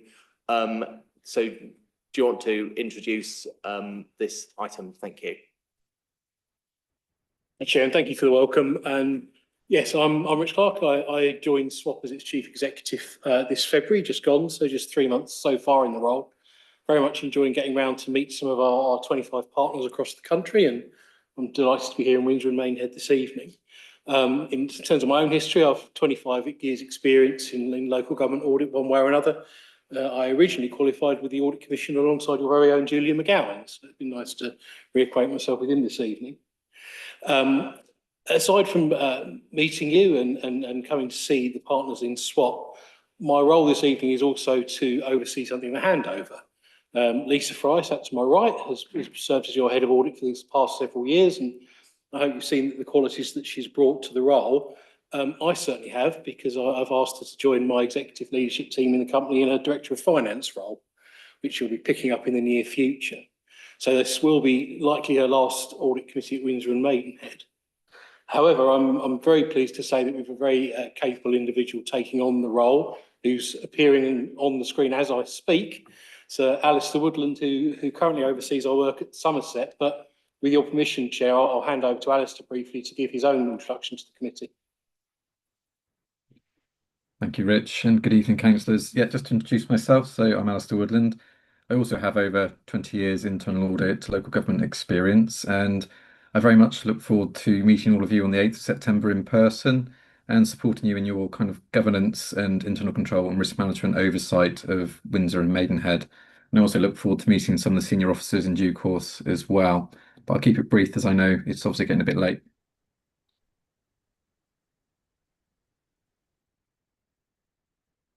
Thank you. And I'll fill for a moment while Lisa sees to her phone. But yes, so Alistair will be taking on the role going forward. But for this evening, I'd like to hand over to Lisa to present the quarterly update report. Thank you, Lisa, and by the way, congratulations on your promotion. So our first report tonight is the Q4 24/25 progress report. As a reminder, the purpose of the progress report is to highlight significant outcomes from audits, to update the committee on delivery against the agreed audit plan for the year, and to update the committee on changes to that plan. The main headlines you can see on page 138 of the pack. You will see that delivery of the plan is now substantially complete. At the time of writing this plan, there were 2 reports in draft. These have now been finalised, and that means there's just 1 grant in progress, 1 to start. All of the rest of the plan has now been delivered. Moving through the report, on page 140, we've mapped our delivery against your strategic risks. As you know, we follow a risk-based approach. And you can see that the majority of the coverage is as planned. There were a couple of deferrals that have had an impact on 2 areas where we have had requests to push back audit work. But in the main, as we've delivered the plan, we have provided coverage as agreed. Also like to bring your attention to the sectional action plan monitoring that starts on page 141. Given the increase in the age and numbers of agreed actions, this has been an area of focus for us over the year. As you can see, the table on page 142 includes 34 high priority risks relating to limited assurance reports from 22/23 and 23/24. 11 of these 17 reports relate to 22/23, and 3 of the audits, those in bold, have a high organisational risk. So we've spent quite a bit of time over the year looking at these, working with you, And this action tracking information is key to our scheduling of follow-up work, as then we can evidence the implementation of the agreed actions. We were only able to schedule 2 follow-ups on this basis in 24-25, both within children's services. The council is taking this seriously, and ELT are considering these actions at a meeting in July. Appendix B is where we report the limited assurance period over the period, but there were none that were finalised in Q4. We did, however, finalise 2 follow-up reports, and those were 2 of the 3 audits with reported high organisational risks. The first being health and safety of premises, and the second business continuity follow-up. Both of those that we could see evidence of progress being made, but not complete. So that means that we will be continuing to follow up those actions. And as usual, Appendix D has a full listing of the audits that we've delivered and the current state of progress against them. Happy to answer any questions on the progress report. Thank you, Lisa. Do we have any questions opening up to members?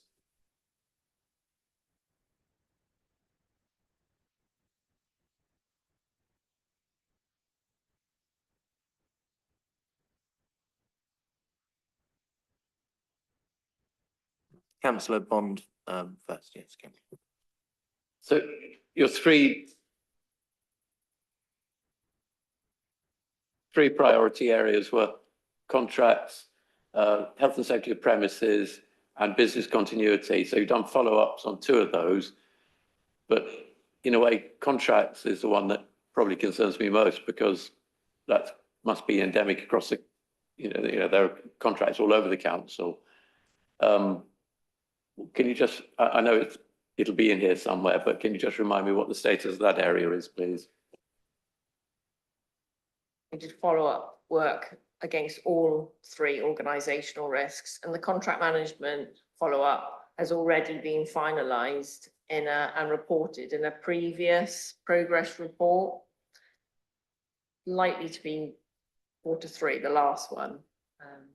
Yeah, and the conclusion is that, again, work is taking place, but not as yet complete. So we are still continuing to monitor the actions of the contract management report.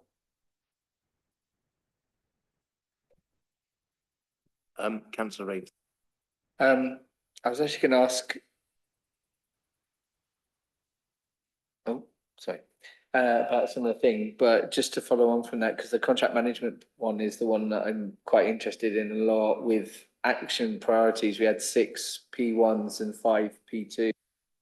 Sorry, Councillor, to interrupt. Sorry, Councillor Knowles.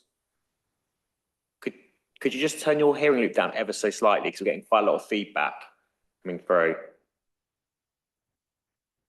There we go. That's a bit better. Thank you. Sorry. And I did note that it said there was the audit follow-up status was that there was a position statement done and a full audit scheduled for 25-26. So is that still going ahead? Is there anything that's going to prevent you from being able to carry out that scheduled audit in 25-26 that needs to be put in place before, to assure you of that? Thank you for your question. As I just said, though, so we have done, we did a position statement in this financial year on contract management, and we've reported that at a previous meeting to you. And we concluded that work is happening, it's still in progress, it's not complete. So because we've assessed this as a high organisational risk, and as you say, it's a very important area in the council, we have scheduled an audit next year. And we will do audit work in that related to contract management, because we will want to report back progress to senior management and to yourselves. I do recall on a previous statement that the reason that you couldn't do it before is because of the state of the contract registrar. the list of other contracts and the contracts that were £50,000 and below, correct? I recall that correctly. I think I was at the meeting. So has that been resolved to your satisfaction that you'll be able to perform an audit in appropriate enough detail in 25-26? Or is that scheduled to be completed, that work, in time for you to do the audit? You're quite right, there are two pieces of work. So in 22-23, we did a full contract management audit.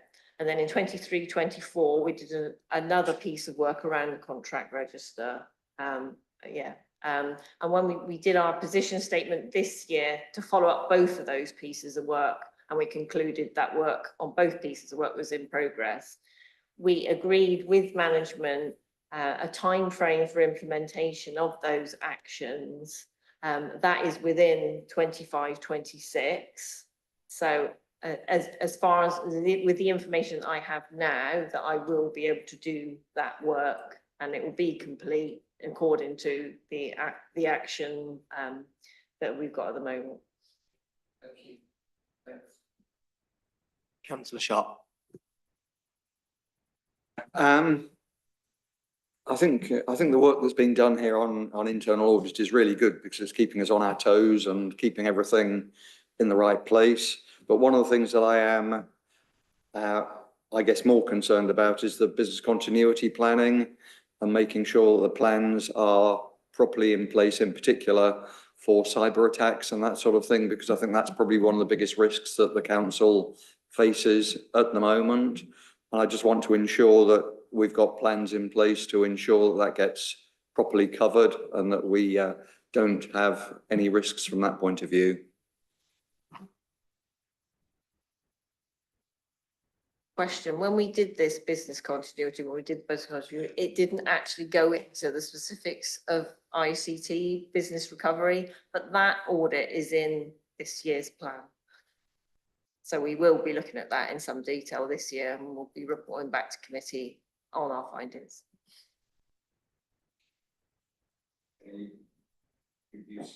I would have thought business continuity planning would have included everything to do with IT security, and if it doesn't, why not? It focused on service business continuity plans, and yes, it would be an element of the business service continuity plan, but in this year's plan that we are going to do a dedicated audit just looking at the ICT elements of business continuity, so it's going to be more detailed in respect of that. So you're focusing on our internal business processes for business continuity.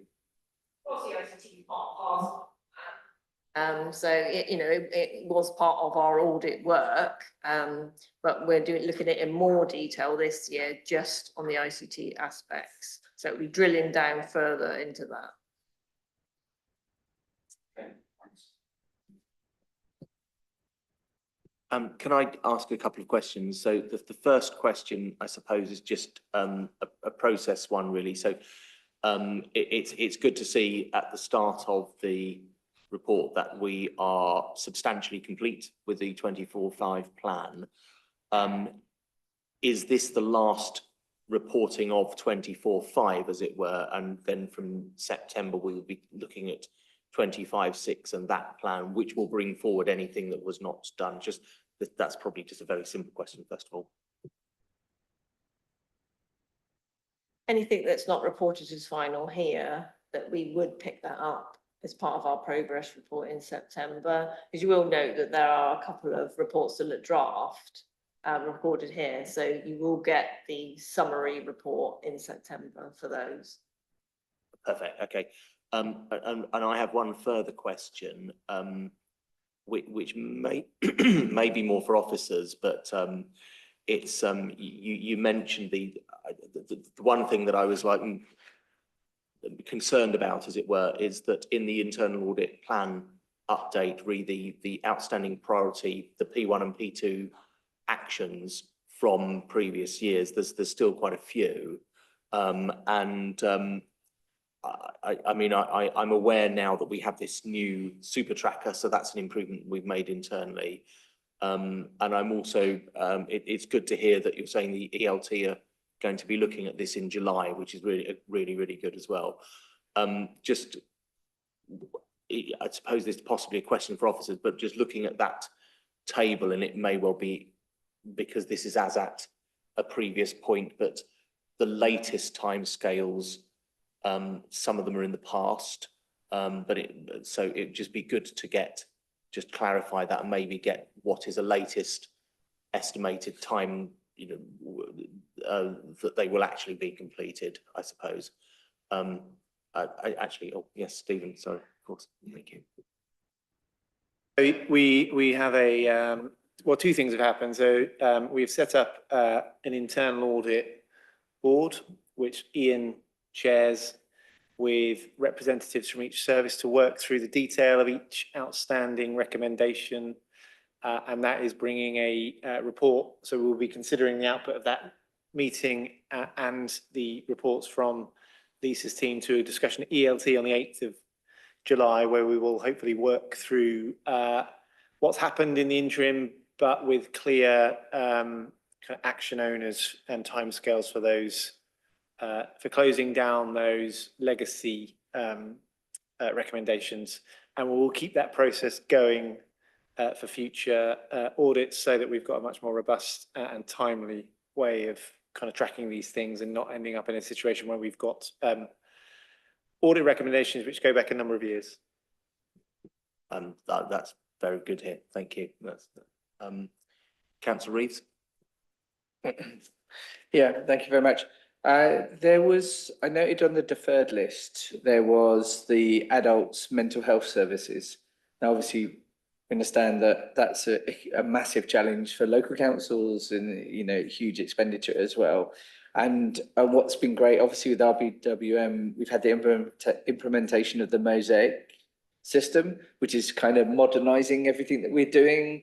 It's part of the transformation program.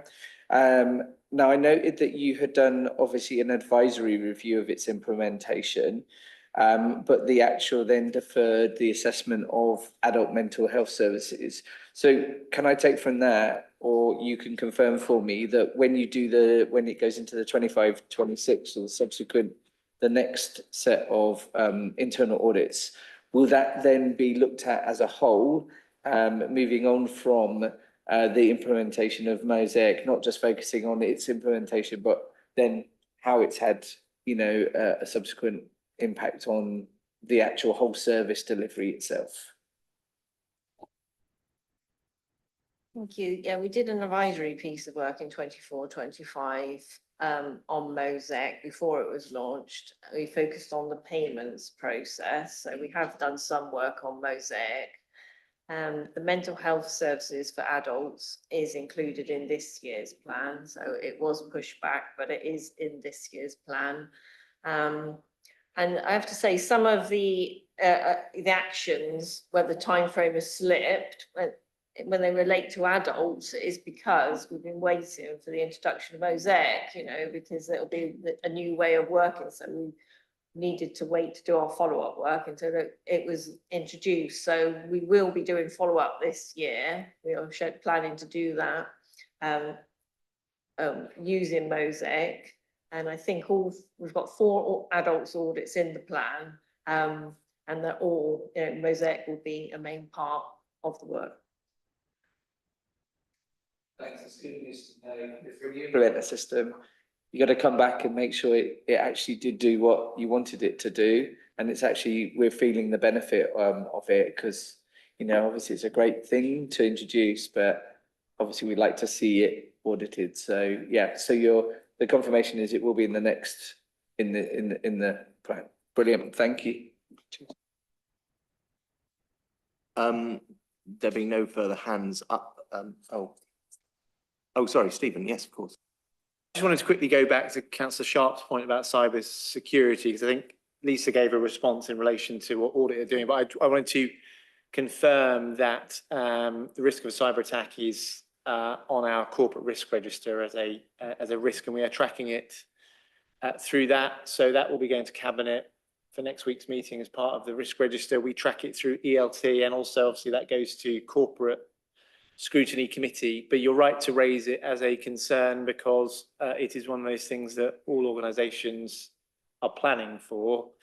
We do have a programme of replacing ageing IT infrastructure, and I certainly, since I've been here, we have been focused on increasing our resilience, and the internal audit hopefully will recognise that when we get around to it. But I think perhaps if members were minded to dig into this in a bit more detail, because it is a big issue, an important issue, then perhaps corporate overview and scrutiny might be an appropriate committee to do that. But I'll leave that for councillors to decide. But I wanted to reassure you that we do have a work programme in place.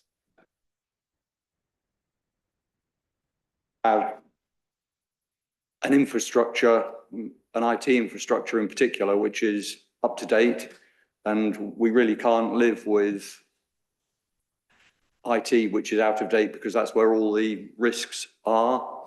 That's where it gets through the system. So actually provisioning for that and ensuring that we have the funding for those sort of things over the next few years is really super important, so that we don't get some sort of cyber attack or whatever it's called that takes place. So thank you. Are we able to note the internal audit progress report? Oh. Is that an action that we're going to send, or is there a way to send that over to corporate ONS as a suggested item for their work programme out of this, which was the about the IT risk and the continuity and cyber risk? It more falls under the Audit and Governance Committee in terms of an audit that's taken place rather than a corporate topic. And I'm conscious we don't want to kind of duplicate things across ONS and Audit and Governance. But if there is a concern you want to look at, we can discuss that with Councillor Moriarty if there is something you'd want to look at for corporate. I was just listening to what Stephen was mentioning, that was actually part of the suggestion, that would be the place for it. So that I just wondered if it had been noted that could potentially be considered for it. And to have a conversation with Councillor Moriarty.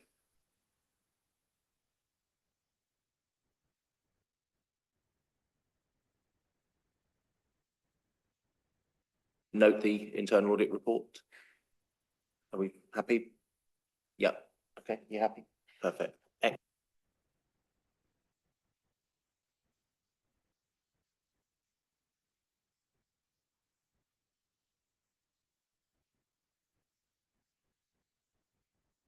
Thank you, Chair. Yes, the next report is our annual audit opinion. Page 138 gives a summary of the basis of that opinion. You will see that we've offered a limited assurance opinion for the year. The main sources of evidence are the continued relatively high proportion of limited assurances, as shown in the table on the right of the page. The 3 ongoing high significant risks, 2 of these from 22-23, 1 from 23-24, and the increase in the age of outstanding actions from our limited assurance audit reports, with now 31 priority 1 actions outstanding from 22-23 and 23-24. More detailed information on the opinion can be found on pages 163 and 164. You will see that this is the 3rd year in a row that a limited assurance opinion has been given.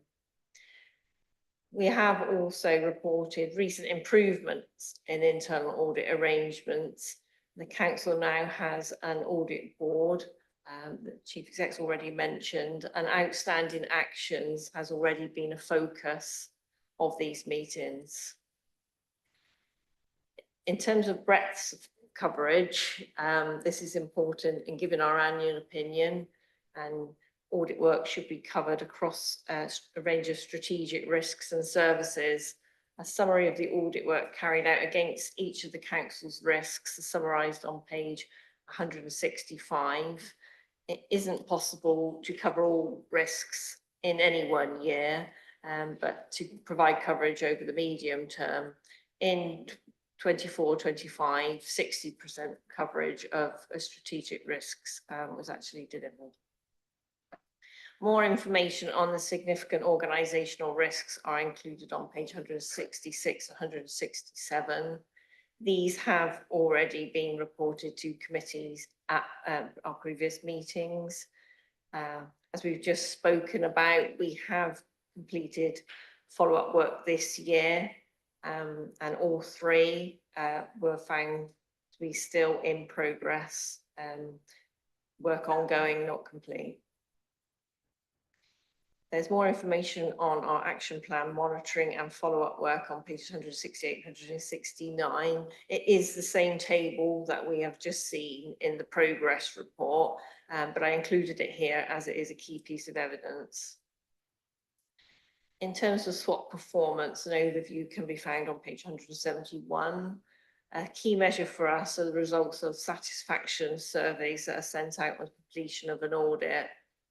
We're pleased to report that for the responses that we received, all met or exceeded expectations. Also, the internal audit standards that we follow require us to commission an external quality assessment. Our recent one took place in December 2024, and it concluded that SWOT generally conforms, and that is the highest grade available. Thank you very much. Happy to answer any questions. Thank you, Lisa. Open the floor to questions. Councillor Reeves. You mentioned in the audit, that annual report, that so you're issuing it as a limited overall report. Well, I was looking at the table and you're saying about the number of assurances.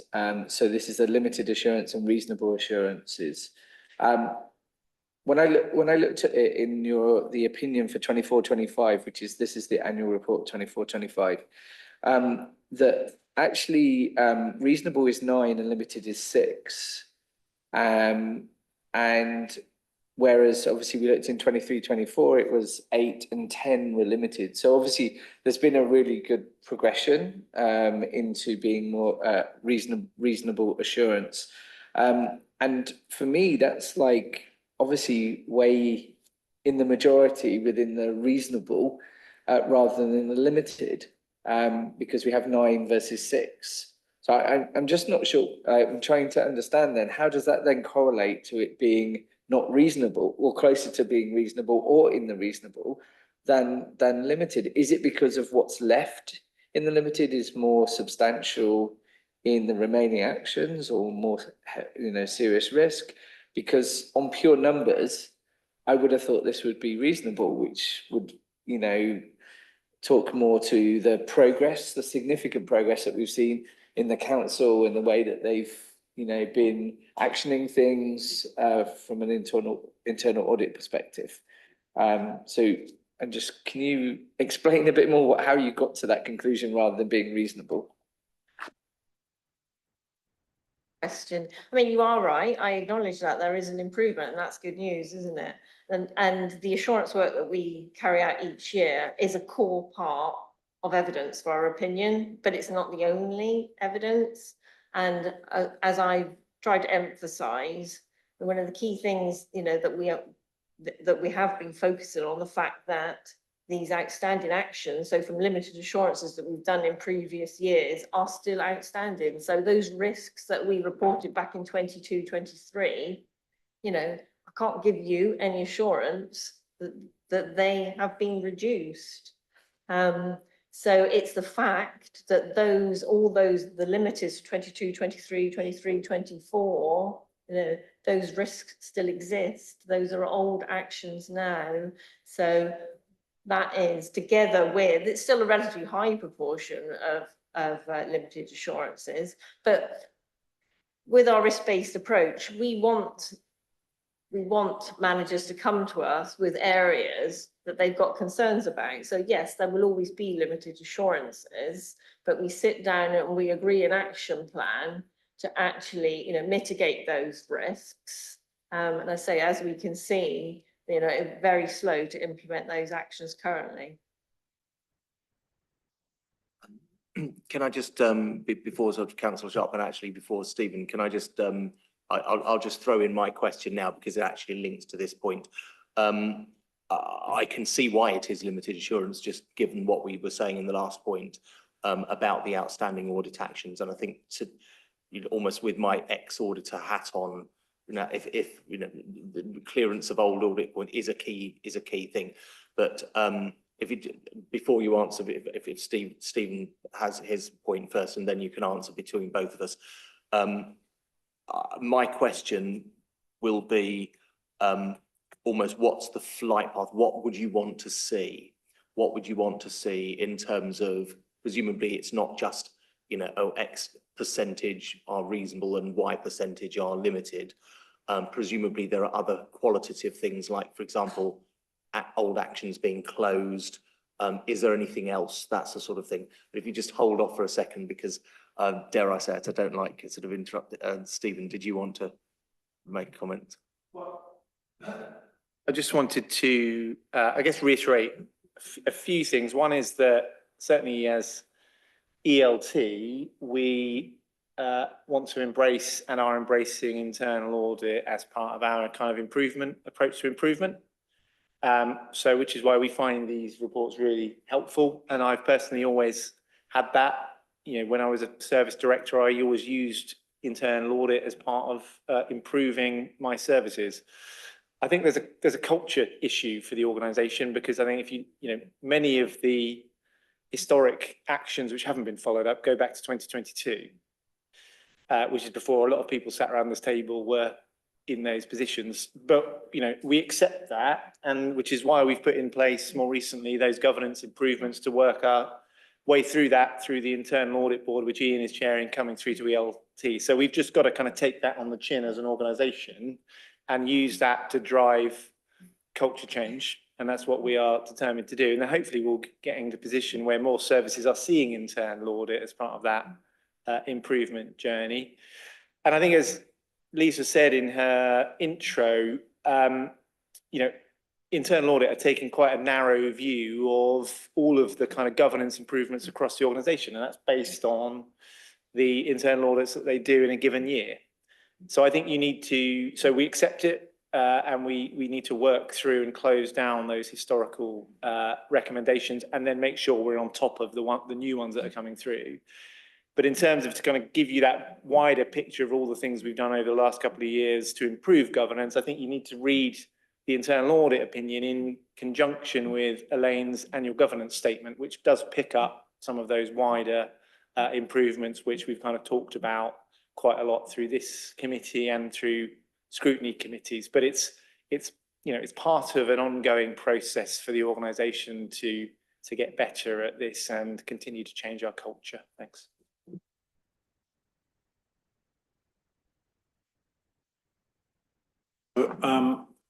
The Performance and Resources Board, which is an internal board which was set up before I arrived with a view to improving performance and the way in which the council uses its resources as part of its recovery journey, recently had a meeting at which I asked, well, we dedicated it actually to internal audit, and I asked Lisa to come along and challenge us as an organisation about how good we are as a client of internal audit.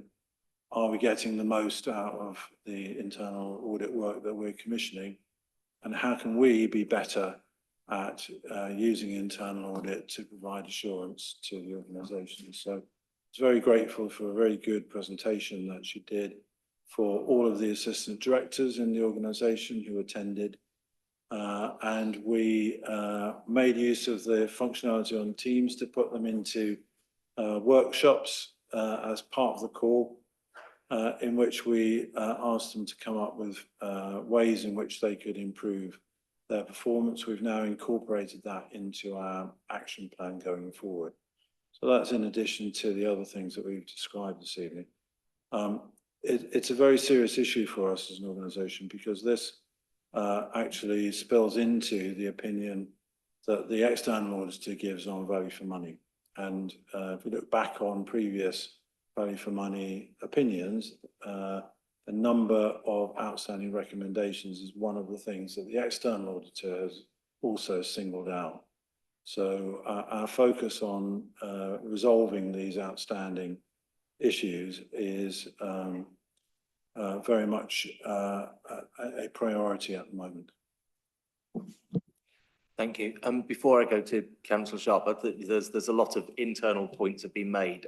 Lisa or Rich, did you want to respond to them? I think it sounds like I think it's completely accepted that there are long outstanding points, and that will be a key reason why we will have a limited assurance. There are, of course, other improvements, and I didn't know about this, that we invited you to the performance and rules, but that's good to hear, just almost good to hear that we're going to you. That to me is a good thing. I suppose my position, I'm more worried about next year's and the years after than I am about what's happened in the past. So with that in mind, what would you want to see from us in order to move us towards a better audit opinion? It's probably fair, Chair, given Lisa's moving on, I'd take this one. I think that there's no mathematical formula to weigh up a certain number of reasonables and a certain number of limiters equals an overall opinion. Each audit carries its own individual weight depending on the risk and the nature of the findings. What I would say is, as Lisa's already emphasised, is that the council is closer to a reasonable opinion now than it has been in the past 3 years. That progress is marked and is remarkable and is ongoing through some of the measures that Stephen and Ian have set out this evening. I think that the thing to focus on, and rightly focus on, is clearing the backlog of these long outstanding actions and ensuring that a process exists to ensure that there's no slippage back to that sort of position with actions that may come forward in the year ahead. So I think that's probably, if your question is, what's the journey towards a reasonable assurance opinion for 25-26? What I would commend to you is what's already been discussed, a focus on the remedial actions and making sure there's no slip back into having actions hanging outstanding for considerable periods of time. Thank you. And with apologies, you've had to wait, Councillor Sharp. I've got really several questions, I think, on all of this. I think my first one is, to what extent are the situations that from an internal audit you're finding here reflected in situations that you're finding with other councils? So in other words, are we in a similar sort of position to other councils, or are we in some way delinquent in terms of the audit findings that you're getting here? You know, you make a big play of the fact that there's limited assurance on a number of things. So I'd like to understand how we stand with regard to other councils. But I think the key thing is, to what extent are the audit findings that you're getting here actually impacting on our service delivery to our residents? And if we get good results in the internal audit, is that going to be helping us actually deliver better services to our residents? So to what extent are we being hampered in delivering those services to our residents by the audit findings that you're seeing at the moment?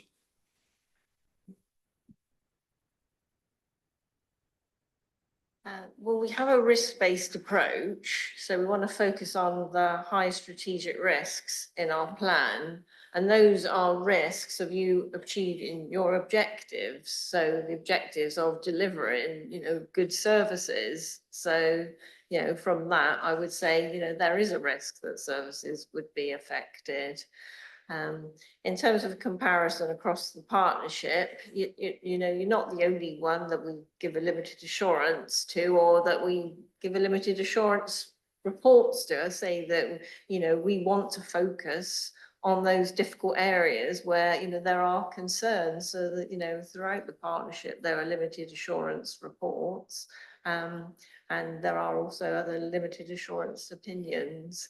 I think one of the more of the difficult areas here has been like the shortage of resources. So, it has been difficult, isn't it, for managers to respond to our audit actions. I'm sure that's one of the reasons why some of these are now pretty aged.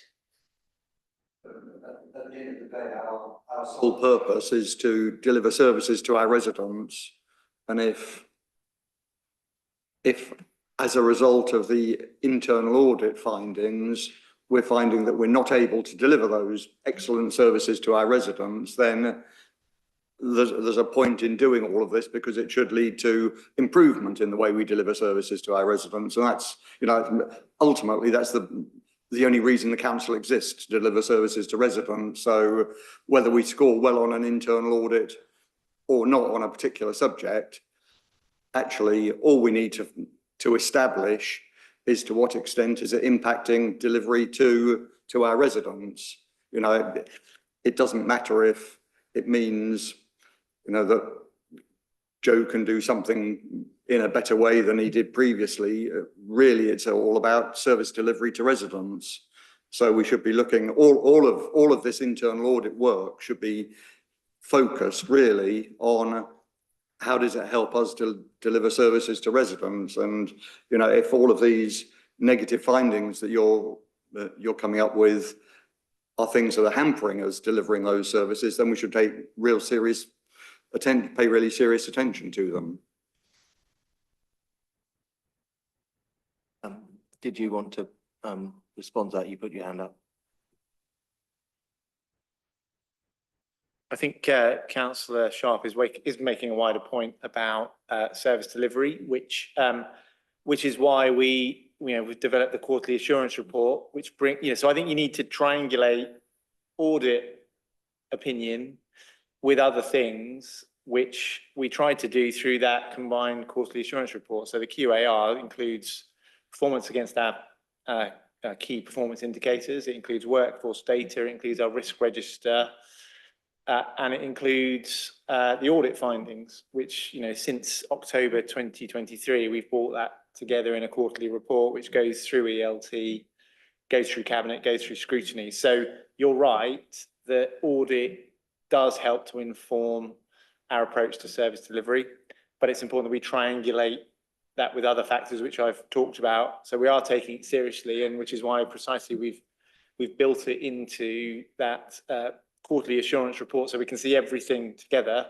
And I think, without kind of reiterating too much what I've said previously, we are determined to sort out some of the legacy issues and some of the cultural issues about not closing down recommendations. And we've now got the governance in place to do that. And that's precisely why I'm here tonight. I don't usually come to this committee, but I'm here because I think these reports are really important. And I think you need to hear from me to give you that commitment. Report changes over time, so it's not comparable over time. So because you've got shifting measures that you're actually measuring in that report, so it's very difficult to compare over time how you're doing, and so it's very difficult to say whether you're improving or not. In an absolute way, all you can do is say against the measure that we've set ourselves, we're doing okay. The point is that with an audit, you should be able to have a demonstrable point in time and a comparable point in time to be able to say, well, last year we were doing X, this year we're doing Y, and Y is better than X. So that's a tick in the box. But the QAR actually changes its measures over time, so it's not comparable. I think I was just saying that the audit work is part of that overall QAR. So we're seeing it in the round rather than, so I think it's right that clearly you look at the audits at this committee, but I think the bigger point is that cabinet in particular need to see everything together. So cabinet, who ultimately are in charge of policy reporting into full council, need to see the budget situation, needs to see our performance situation, needs to see our risks, and needs to see our audits, which are all together. So I think we're looking at it here in isolation, which is absolutely fine. but also actually for the cabinet, and they need to see everything in the round so they can take a more informed view. Okay, councillor Reeves, do you have any further? Yep. I just wanted to come across because I think I triggered this whole conversation like at the very beginning by being quite not blasé about like saying is it simple numbers about 9 and 6, and then we went into a whole conversation around what is the context, and I've been listening to it very carefully about how that's you've considered it, and also what the leadership team have taken on board about the value of the audit. And to me, that is really important, is the assurity that you're not letting them off lightly, that reason that you've given them a limited position is because of the value that you put on the outstanding items and those actions that need to be taken on. Let's take the contract management piece, for example.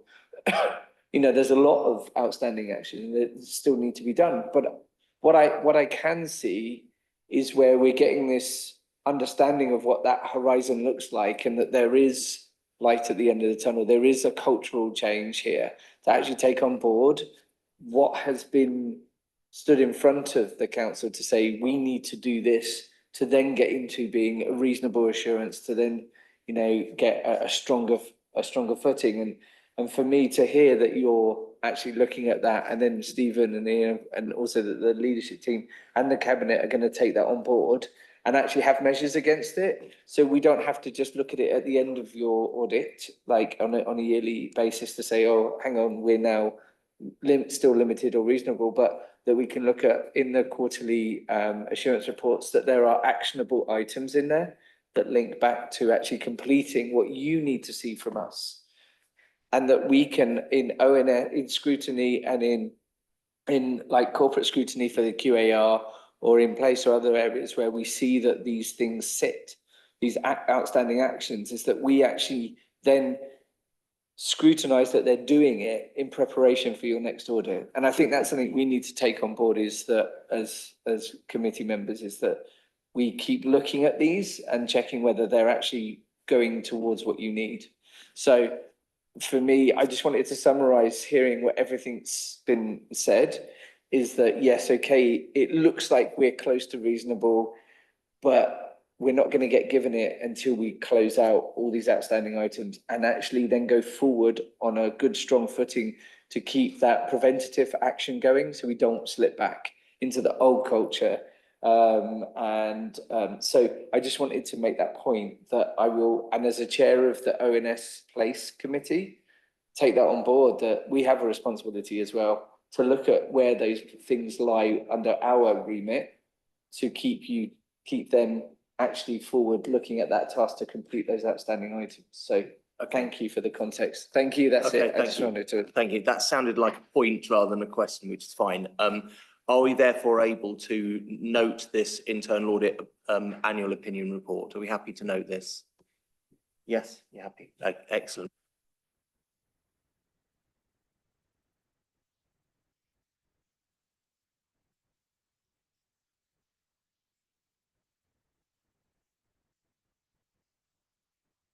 Thank you, Chair. I'll try not to keep you too long.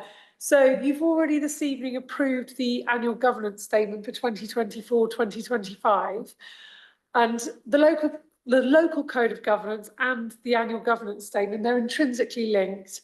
They're both part of the council's overall framework for demonstrating good governance.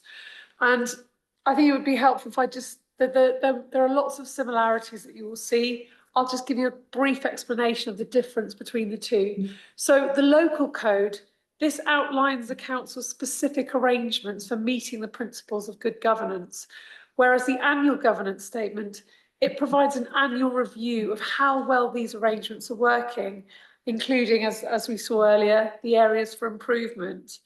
So in front of you this evening, we have the updated local code. This reflects significant changes which have been made to strengthen the council's governance. These have been put into place in the last 24 months. So we've heard this evening from both the Chief Executive and the Head of Internal Audit about the new audit board. So that's something that's been put in place within the last 24 months. Also, we've heard about the Performance and Resources Board and the Financial Improvement and Sustainability Board and the relevant tracker, the super tracker as well. So this document has been updated to include all of those new arrangements which have been put into place. I don't know if you've got any questions or if anyone has any questions. I'll just, my own question is just to clarify. So in terms of what we need to do or what we have done, does this essentially summarize the code in a local perspective and how we are meeting that? Details the framework. So the AGS almost, it does appear rather repetitive because many of the elements of the local code of corporate governance are included in the annual governance statement, because the annual governance statement is based on the local code of corporate governance. It's giving more detail as to how we are ticking those boxes, meeting those framework requirements. Excellent, thank you. Did any councillors have any questions? Councillor Bond. I think I follow you, but they did seem so close that my reaction on reading them was, you know, you've got so much repetition, and bearing in mind that the annual governance statement does include the bits at the end, the tables at the end. It's almost like reading one document in two parts, and I just wondered is there any way of merging them? It just seemed sort of effort without very clear purpose to me, I'm afraid. I mean, I think governance is very important, but That's a very good, it's a very good point that you've made, and I agree it does appear rather confusing. I'm trying to think of an analogy to use, but I'm failing to find one. But we haven't updated the local code of corporate governance since 2021, so I think that's why it is almost it's the framework. So it's a much shorter document. It just details, so it goes through the SIPFA.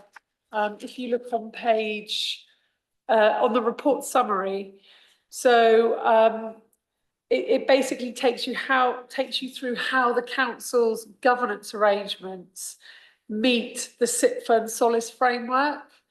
Whereas the annual governance statement, it's almost the framework, and the annual governance statement is almost the flesh added to the bones, where it's talking about how we are achieving, you know, how we're actually performing against that framework and where we need to improve. So it's just adding the extra emphasis on the local code simply tells you what the framework is. The annual governance statement actually tells you how we are performing against that framework and how we need to improve. Ian, did you have a comment? No, I think Elaine has described that very well, but what I would say is that code is the framework by which we carry out our governance in the organisation, and the annual governance statement accompanies the accounts to provide context and assurance for those reading the accounts about the way in which we've gone about making decisions during the course of the year.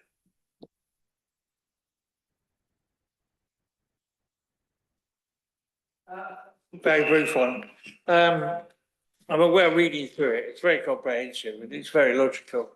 But shouldn't excuse me if I call it the wrong thing, the Financial Control Board that meets to consider expenditure, shouldn't that be in there somewhere? Because that's a governance control, is it not? It should be in there. I am just trying to find a relevant page. There should be reference to it.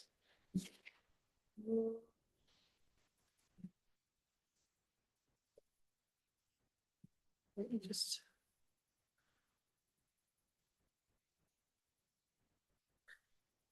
If you look on page 17, under principle, listed under principle F, managing risks and performance through robust internal control and strong public financial management. And there is reference to, it says the Financial Improvement and Sustainability Board, FISB, was established to provide external scrutiny and support to the council's improvement and meets monthly. It also just goes on to give further information. And actually in the report, it references that is probably one of the key changes, one of the key new additions to the local code. Councillor Sharp. Sorry, thank you, Chair. I think this is a good start, but I think with all of each of the bodies that are involved in this, it needs to be clearer what their role is, because it says that they exist and it says that they will do something, but it's not clear exactly what their role is and when they will do these things. You know, the Financials and Sustainability Board, it just says they exist to do certain things, but it doesn't exactly say what their role is and when they will be doing those things. So I think it needs to be much clearer when and what their actual role is in all of this. And I think the role that you've given this committee is actually not strong enough, because you've said that we will only get a chance to review what's been going on an annual basis. Well, actually, that's not really good enough, is it?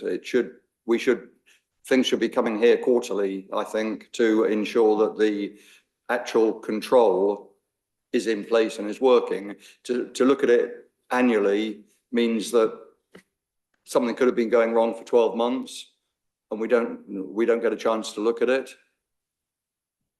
So I'm not sure that with this whole document you've actually built in the controls that you really need in it, because you just say that these organisations exist, but you don't say what their role is, what their function is, and what control mechanisms there are in there. I think to be fair, this isn't supposed to be a full terms of reference for the Audit and Governance Committee. This is just about what we do with regard to the council's corporate governance arrangements. That's my understanding, and everyone's nodding. Yeah. Point is, Chair, that whilst you've got in there the organisations and the various review bodies that exist, it's not clear what the actual role of those bodies is and when those interactions will and should be happening. So they could easily not be happening at all, or only happening annually, or as a cursory review. I'm concerned that this is becoming a sort of more a sort of a general scrutiny meeting. We're specifically looking at the code of corporate governance, and I don't know what you think is unclear in terms of roles and responsibilities in regard to that specifically. That's what this is. This isn't a terms of reference document for all bodies in the council. Okay. Yeah, sorry, Elaine. Hi, sorry, it might help if I assist. So where there are terms of reference or further information behind each of those elements within the document, there is a link provided. I do agree that for some of the elements, so for the FISB, it might be useful if we had a terms of reference. It's not currently on the council's website. Maybe that's something that we could look at doing for, where it's a document that could be publicly available. I agree, maybe we could do that in the interest of transparency, and we could provide a link. Just not all of these documents are currently available on the council's website or in a format that I would be able to put a link into the document. And also, again, just to clarify, this is just setting out what the framework is. You were talking about the when is it done, how is it done. That is the purpose of the annual governance statement. So the annual governance statement gives detail about how we are using this framework. So it adds that additional information. And when we're not, you said, I agree, there is a risk something might not be being done. So the annual governance statement, it has got the action plan. So that sets out where we're failing or we haven't done something. It would be part of the action plan. So the two documents, they are intrinsically linked and you almost have to read them together. Fine. Okay, thank you. Are we happy to note this local code of corporate governance? Yeah, agreed, lovely.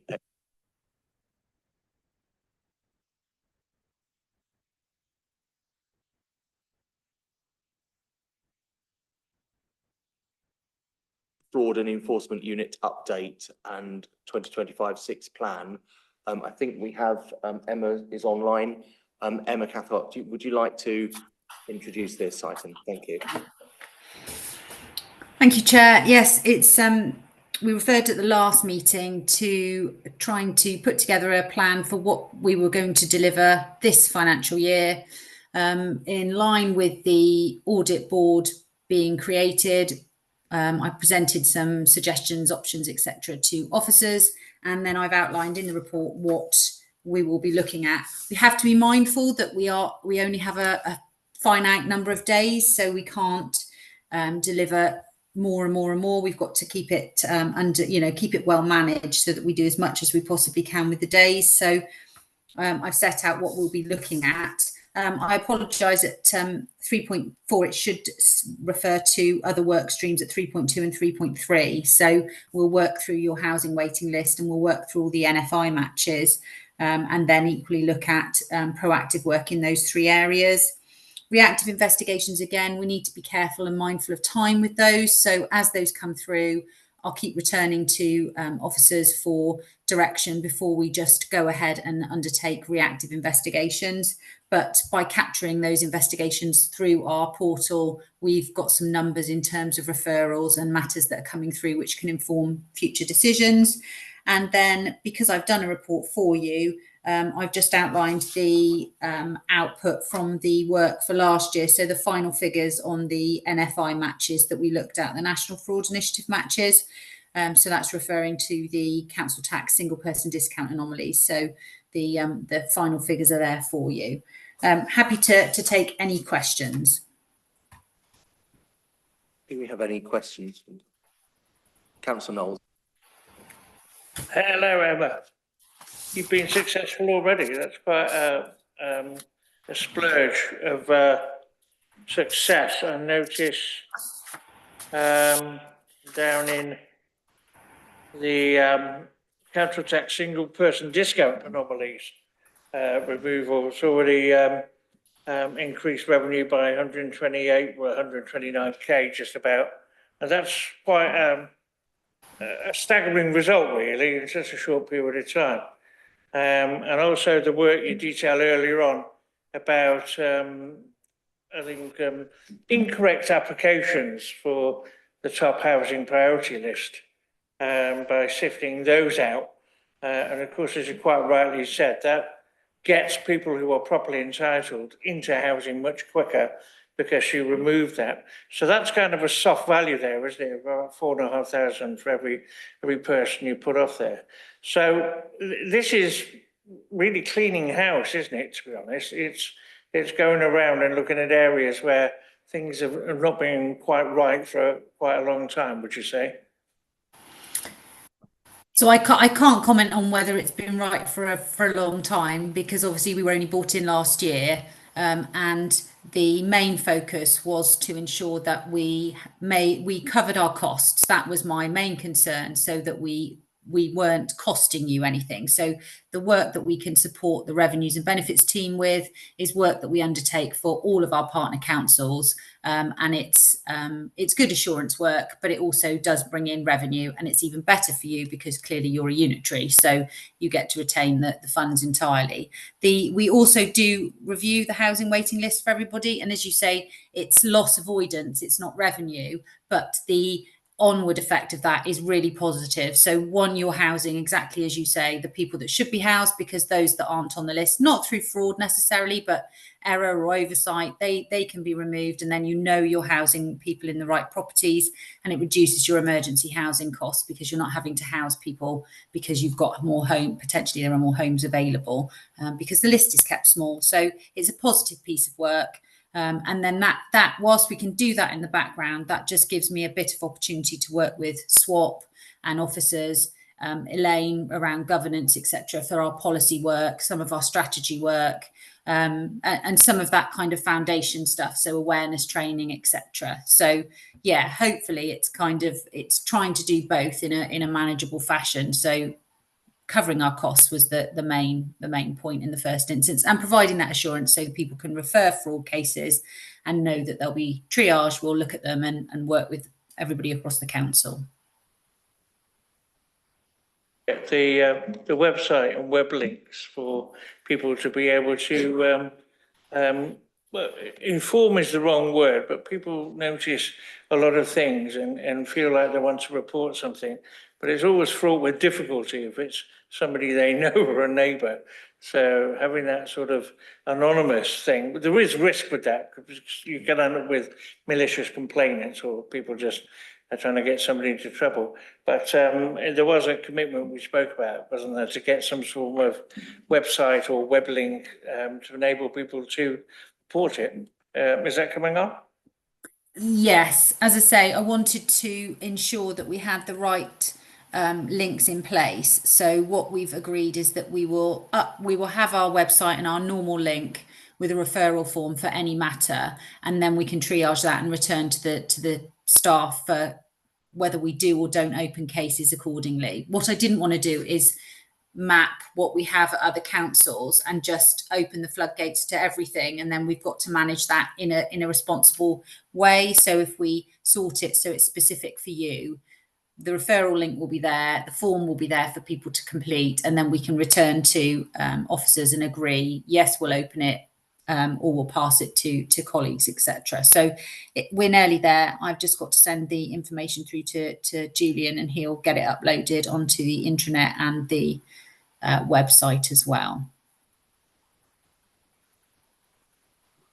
Thank you. I don't see any other comments. Are we happy to consider and note this, the work that CFU done? Yep. Okay. Thank you, Emma. Thank you for waiting as well.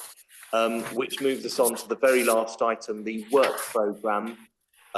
Just to note and see if there's any questions on the work programme for the next few meetings. Obviously, we'll get. We talked about the internal audit progress report and how that will come, expecting that the statement of accounts, at the moment it's down for November, but we spoke about that earlier in terms of the timing there. Do we have any questions on the work programme? No. Are we happy to note the work programme going forward? Yep. Okay. And with that in mind, I think we can close the meeting. So thank you very much. Thank you to officers. Thank you to members. We're 2 minutes over our allotted time, but a very long meeting.